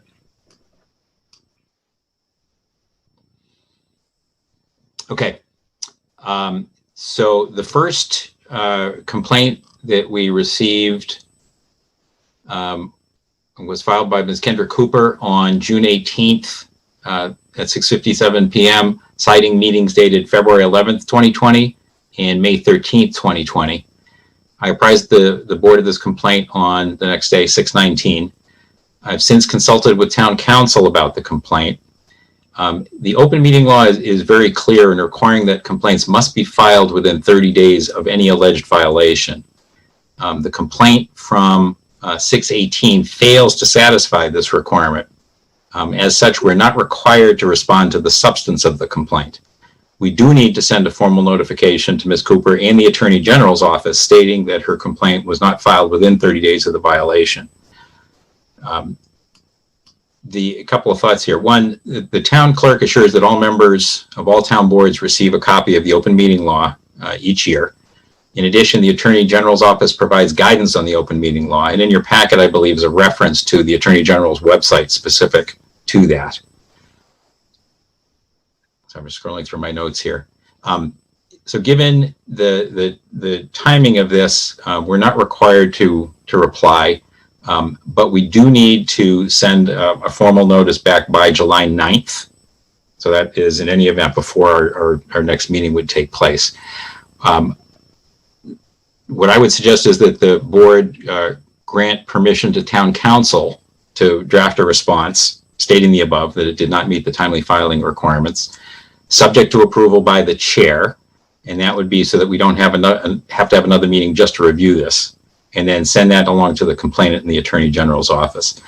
So before we take any action, first there should be a discussion by the board about the situation, and if it is you believe that this is an appropriate way to respond here.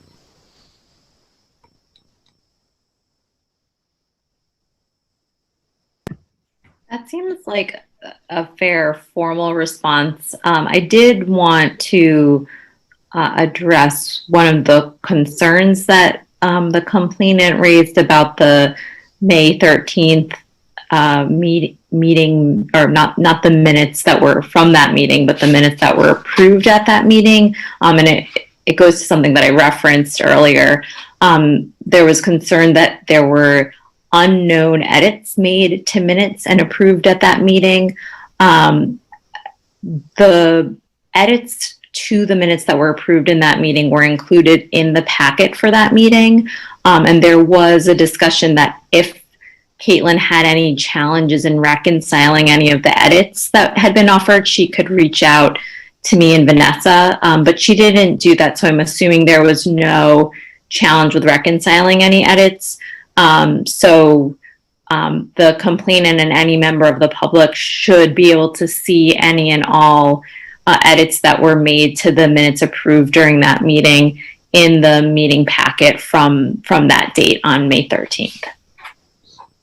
Got it. So I think that as point of information that is important and helpful, Town Council has advised that our response to this complaint is simply that it didn't meet the timeliness requirement.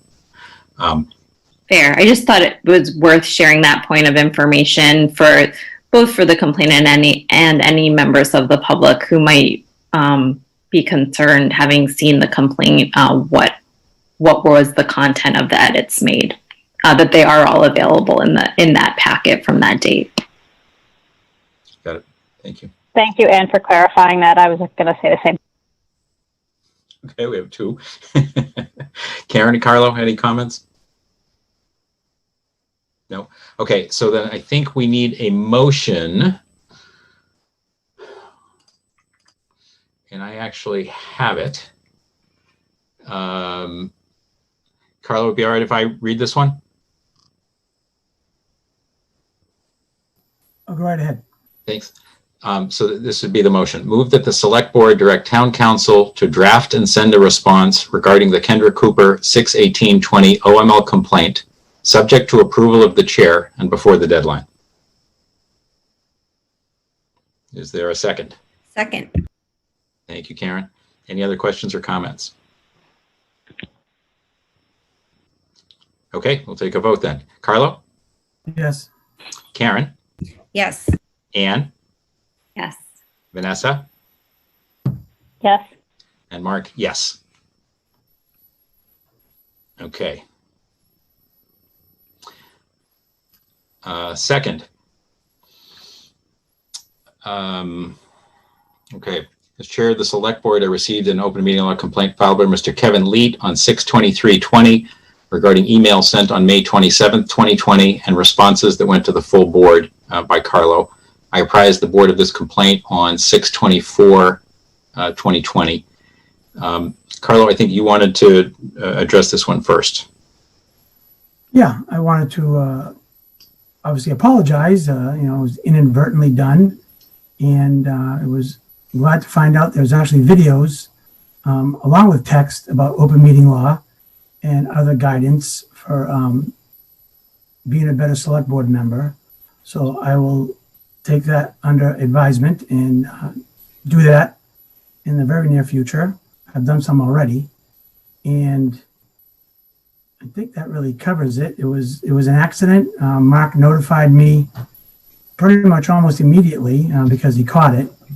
And but I just want to make another comment that referencing what Mark said at the beginning of the meeting, that I'm wondering if there was any concern to the board how these emails became public because no request was filed.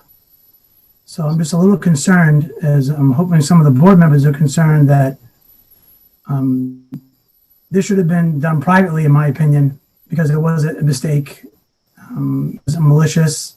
It didn't hurt anyone. Nothing was said maliciously, but upset and disturbed that most likely someone from the board advised Mr. Lee or Kevin to do this. So I'm hoping that we all abide by what Mark said at the beginning of the meeting, because I don't feel, I did make a mistake. I acknowledge that, but what happened after that was, to me, not right. Thank you. So a couple of comments from my side that I'm open for discussion. So first of all, I want to remind the board to not email or respond to the full board. That is an absolute violation of the open meeting law. We can't do it. What I learned is that if it does happen, we should release that communication and recognize it at the next meeting and just say, oops, we saw that this happened, not on purpose. We're sorry. We acknowledge the problem and to try to not do it in the future. So that's kind of piece one of that. The other is addressing a little bit what Carlos said, but more thinking about, we should all be aware that any and all communications about town business that come before the board should be considered a public record. I think at our upcoming retreat, we're going to talk about that momentarily, but not for long, we should talk about how we want to kind of work with one another. When Jane Wellman did some work with Wakefield, she published a list called Select Board Etiquette. It had, I don't know, 8 or 10 or 12 policies. I don't know quite what it was, but it was a structure for us and how we work together. I'm hoping that we can talk about that as part of our retreat, and kind of, it's all about how we're going to work together and how we're going to do things. And I think we have to figure out how we can do that, respect each other, and make sure that it works that way. I think it also relates to how we deal with texting and other non-meeting related communications, which I'm going to address momentarily also. But to me, I think we can have a good discussion about etiquette and how we're going to work with one another. That would be helpful. My comments. Any other board comments? I have a comment, Mark. Please. So, Carlo, thank you. I appreciate the apology. I know it was, who hasn't hit reply all. So preferably not to the whole board, but otherwise. And sort of funny timing that an email came through, I think just today, from the MMA that is having a webinar on July 15th of covering open meeting and public records law. Normally these sessions are done earlier in the spring, but especially for Karen and Carlo, who are new, I've attended multiple of these sessions. They're incredibly valuable and would encourage you to attend. And if anybody else on the board wants a refresher, I think it's an hour and a half. Nope, just an hour. And if you didn't receive that for whatever reason, let me know and I'm happy to forward it to you. Thanks, Vanessa. Other comments? Yeah. Thank you to Carlo for the apology. I think, a rookie mistake. And, I think Mark's suggestion in terms of how to, hopefully we won't have any more reply all situations. If we do, just disclose it at the next meeting. I think that's a good way of handling it. Certainly want to work together on building trust among our board members and certainly support putting protocols in place for how we work with one another, and think that's a great subject for the retreat.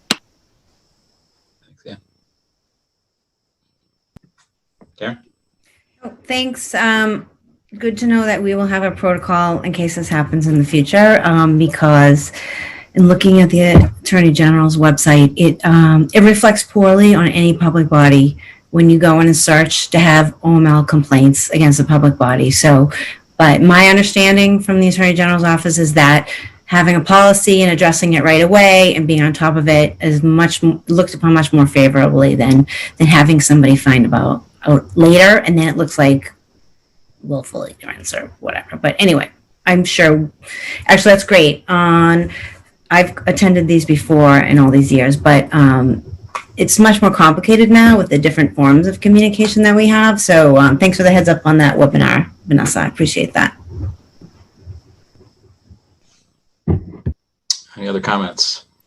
Yeah, one more. I'm glad Ann brought up the trust factor, because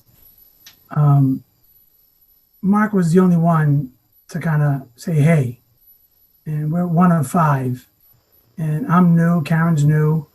And so again, I'm very disappointed that someone on this board gave those emails to Kevin. Okay, so no, I don't think that's an accusation. What are we doing here tonight? Yeah. I thought we were going to end this. Yeah, this is not okay. Any communication that we send is public record, and information is circulated to residents that has come to the board all of the time. So I don't know how it got out there, and frankly, it's not a huge concern for me. Everything we send is public record. Yeah, and I think let's have an opportunity when we're not all tired at 10:48 p.m. to talk about how we're going to work together and respect each other. I think that makes a lot more sense than trying to get that going here tonight. Our next item after we do the third complaint is or one of the items is to just set a date for the retreat. Let's set a series of possible dates. Let's make sure that we can get Jane to join us and ideally Bob to join us. And I think this is something we'll want to talk through and just kind of figure things out. But we can't, it's an example, we can't be accusing one another of stuff. And we also have to have trust that it's not going to be an issue, and we don't have to. So please, let's hang on to that one. On this one, we need to, my suggestion is that we handle this essentially the same way we ask town council to draft and send a response regarding this complaint, subject to approval of the chair and before the deadline. I added the "and" before the deadline. I thought that was important. If it's all right with the board. Just a refresher, which one is this? Sorry, go ahead. Just a refresher, which? This is the Kevin Lee. I've lost track. Sorry, this is the second complaint from Kevin Lee that we were just going through. So if it's all right, I'll read the motion. Move that the select board direct town council to draft. Actually, you know what? We can just make this even easier. Let's do it this way.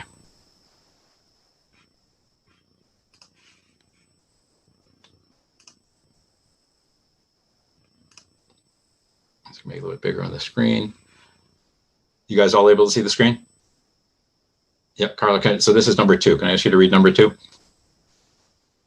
Move that the select board direct town council to draft and send a response regarding the Kevin Lee 6/23/2020 open meeting law complaint, subject to approval of the chair and before the deadline. Is there a second? Second. Thanks, Karen. Any further discussion? All right, let's take a vote. Carlo? Yes. Karen? Yes. Ann? Yes. Vanessa? Yes. And Mark, yes. Okay. Number 3 of 3.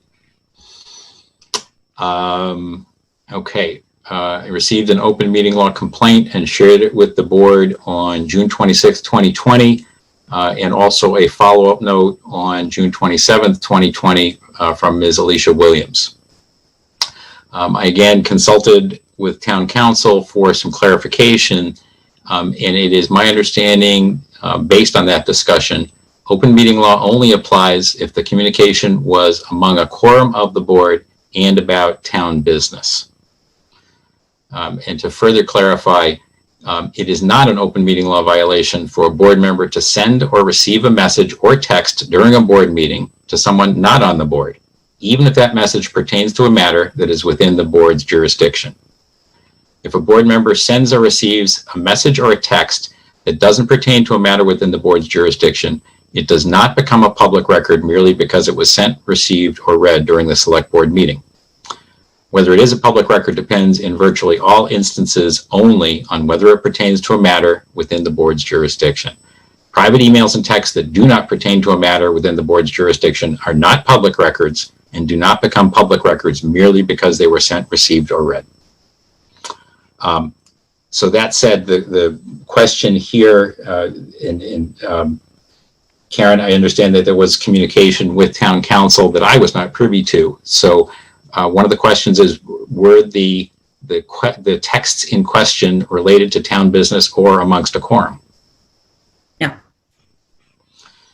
So based on that, and per my discussion with town council, this is not a violation of open meeting law. And I would suggest that we follow the same process, work through town council, have them write a response subject to the chair's approval. So other members, what are your thoughts? I think that's fine, Mark. Thank you. Yeah. I lost my internet connection went out. So I heard that the texts were not related to town business, nor were they amongst a quorum. And then I lost it, I think. Okay, so in quick summary, so that's the essence, and that if it's not amongst a quorum or about town business, it is not a violation of open meeting law. I went through and spoke further on what that is, and I'm happy to share town council's exact wording on that with the board.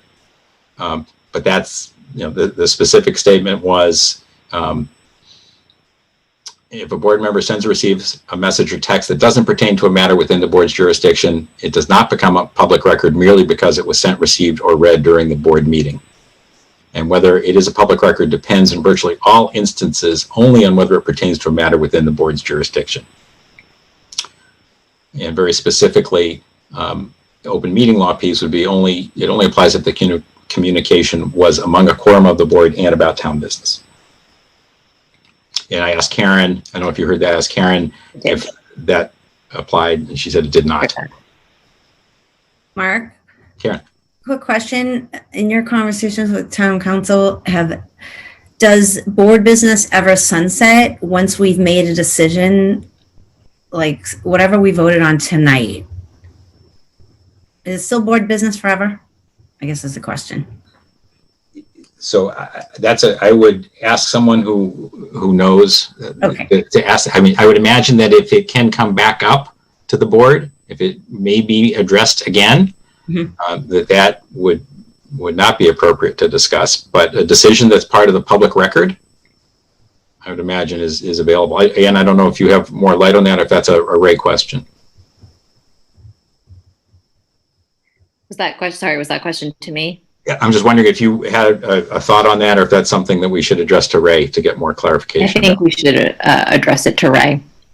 Okay, I would be happy to do that. I'm getting to be on a first name basis with most of the people in the office. I think the question is if it could come back up again. I think that's probably the critical one. Yeah, that's my instinct on it. I feel like we can't predict the future after the discussion we had tonight about the tent in the cobblestone parking lot. So we should never talk about it. I agree agree with Karen. We have to be able to protect the future. Yeah, so, again, we haven't actually voted about that, and it's definitely going to be up for discussion, so it should be discussed in open meetings. If it's going to be amongst a quorum, it should be discussed in an open meeting. The question for clarification. Please. Was, did Ray cite that from, because that's all good information to have, I think, for all of us. Mm-hmm. Were those Ray's words as an attorney, or was that cited from case law or open, like where did that come from?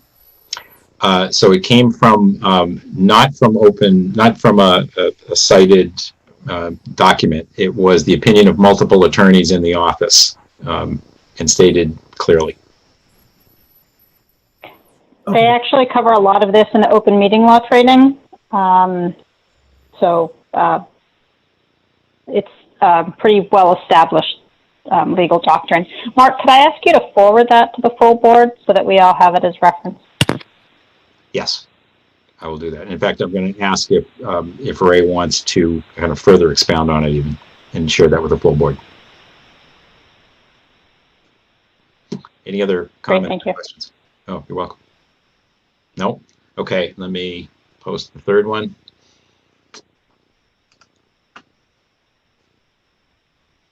Whoops, I almost pressed the leave button. That came close. Oops. Carlo, this is the third one, please. Okay.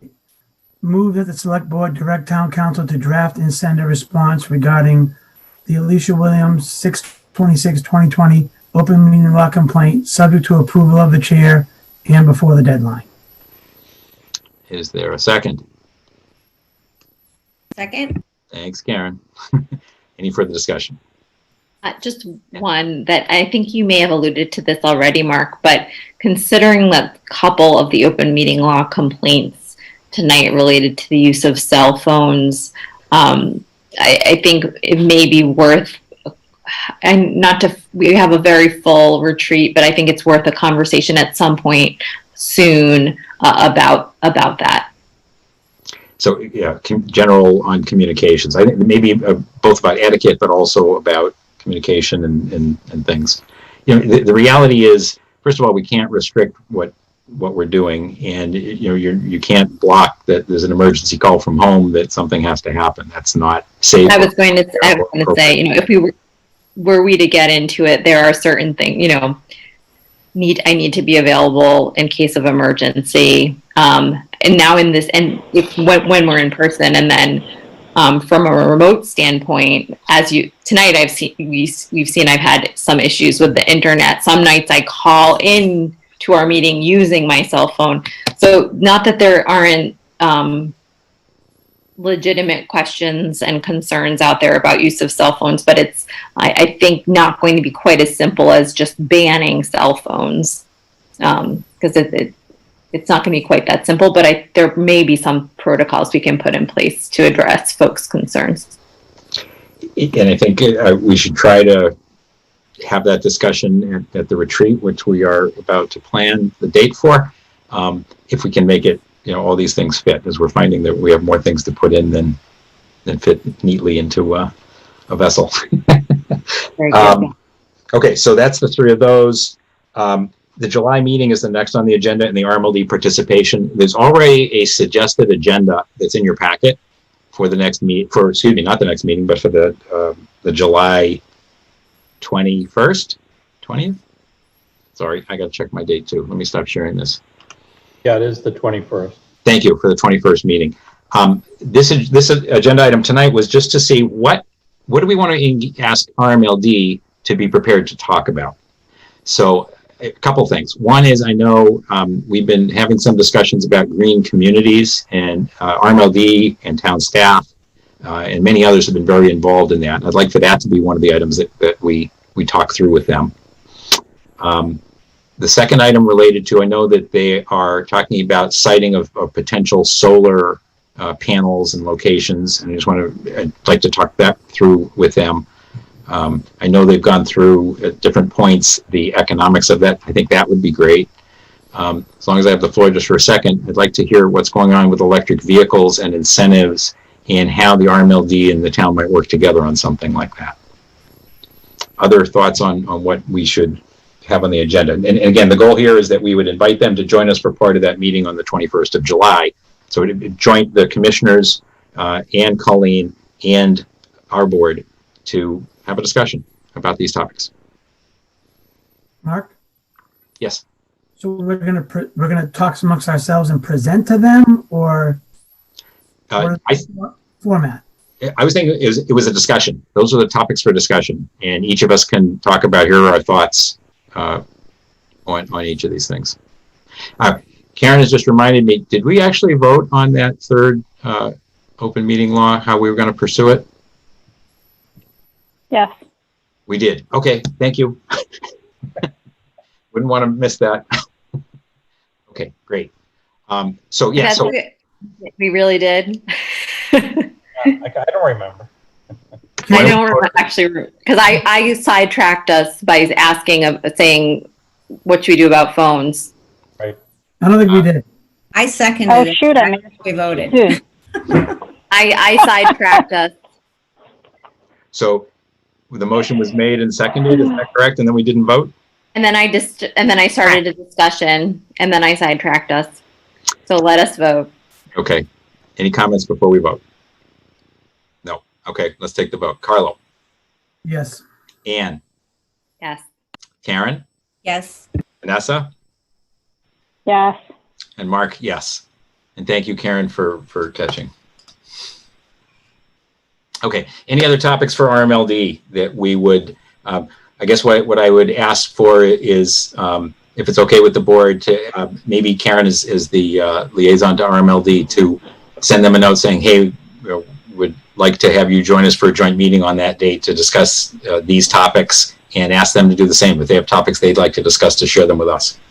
Okay, and Vanessa's actually the lead liaison. Oh, I'm sorry. Vanessa, would you mind doing that? I'd be happy to. And as far as setting our agenda, I would just suggest that we leave it open. Maybe add a line that even says, and other related topics, so that if other things come up, we're not sort of blocked out from being able to have that conversation. Sounds good to me. Yes? Oh, Carlo, you're muted.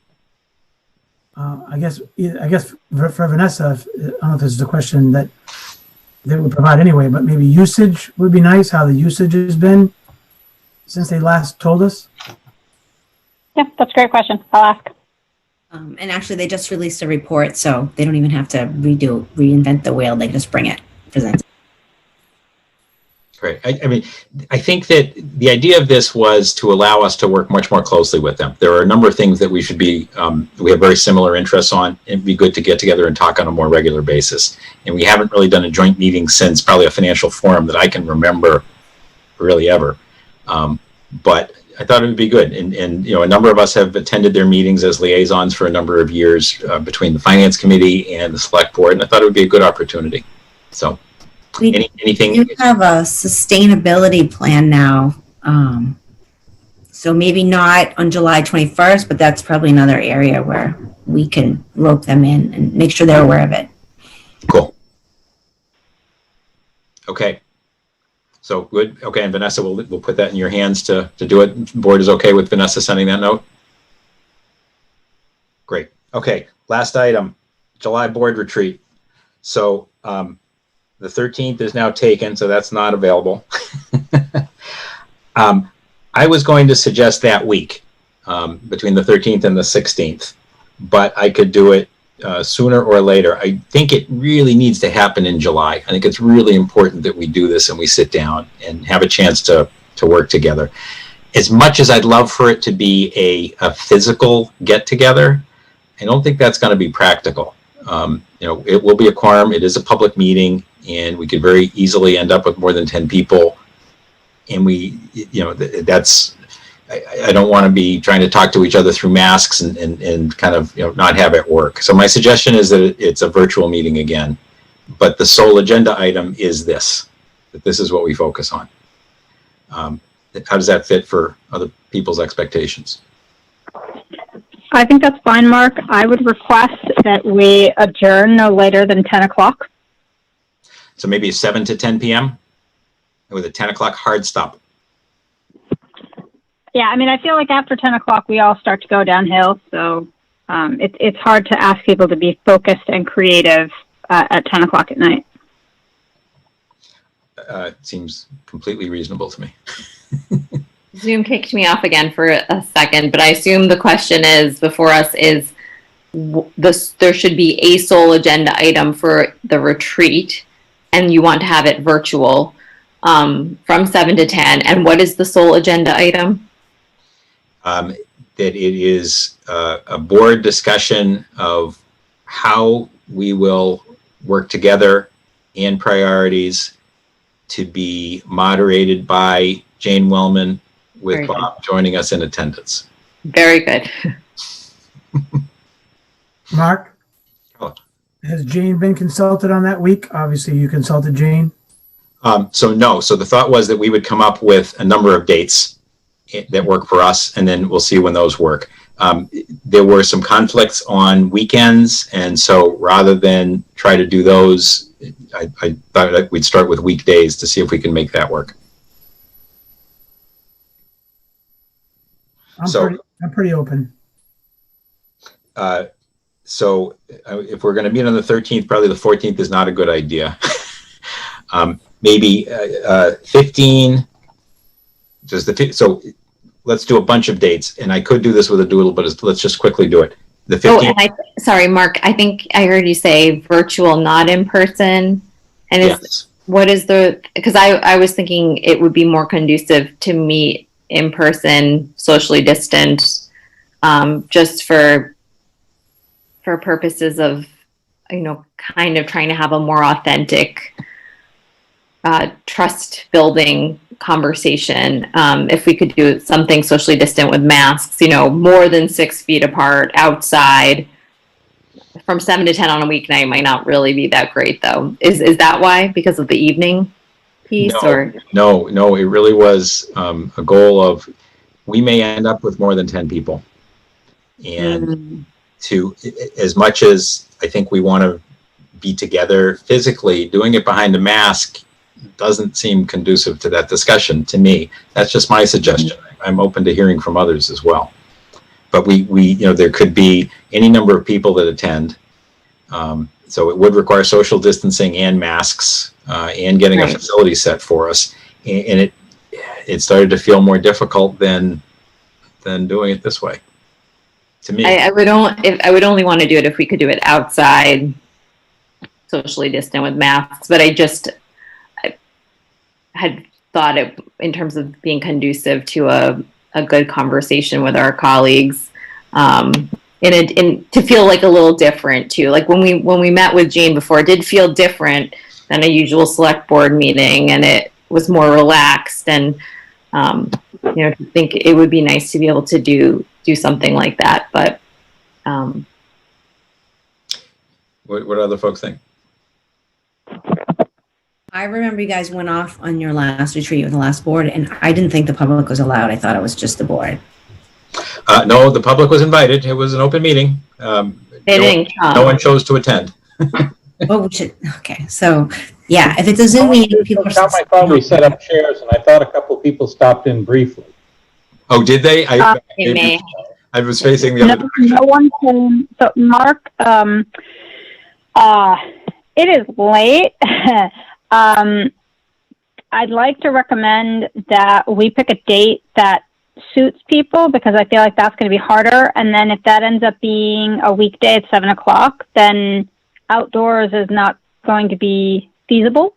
If a weekend is chosen, then we can consider an outside. But if we pick a date first, then we can figure out what our capacity is for how we choose to have it. But why don't we check schedules? Okay, Wednesday the 15th of July. Yes, I can do that. Sure. That's fine. 16th, Thursday the 16th. Would prefer Mel, not do you have Thursday. anything that night? Sorry, say again?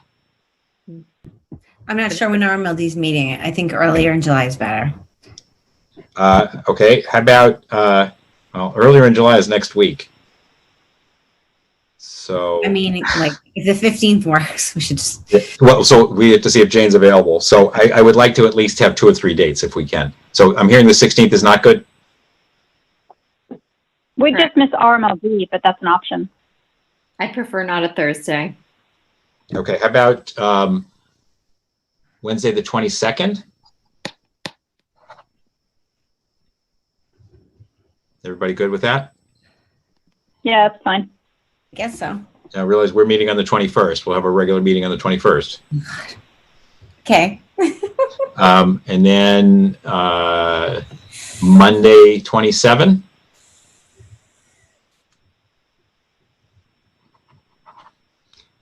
Do we want to weekend options or not at all? So not everyone can make the weekend option. We can propose one and see if it's possible. Do you want to do that? What about Yeah. like Sunday? I'll tell you right now, as my schedule sits, I cannot make a Saturday or Sunday until further notice. That could change, though. Was Bob invited? No. You can Yes. meet without me. It's Bob, okay. I actually, the last time because I was feeling badly that Bob has to come to our meetings, I said, if you don't want to come, you don't have to. And he said, actually, technically I do. Under the charter, I have to come. Oh, okay. Yeah. So I have 3 days, 15, 22, 27. Are those all good of July? July 15, July 22, July 27. Those are all possibles? Yeah. Okay, so let's propose those back to Jane and Bob, see if those can work, see which one of them does. We can talk a little bit more about detail from there. We've done more than enough tonight. Can I entertain a motion to adjourn, perhaps? Motion to adjourn. Sorry. I think that you and Carlo were in a competition for it on that one. Second. Great. Any discussion? None appearing. How do we vote? Carlo? Yes. Karen? Yes. Vanessa? Yes. Ann? Yeah. Mark? Yes. Thank you all. Good night. Thank you, Mark.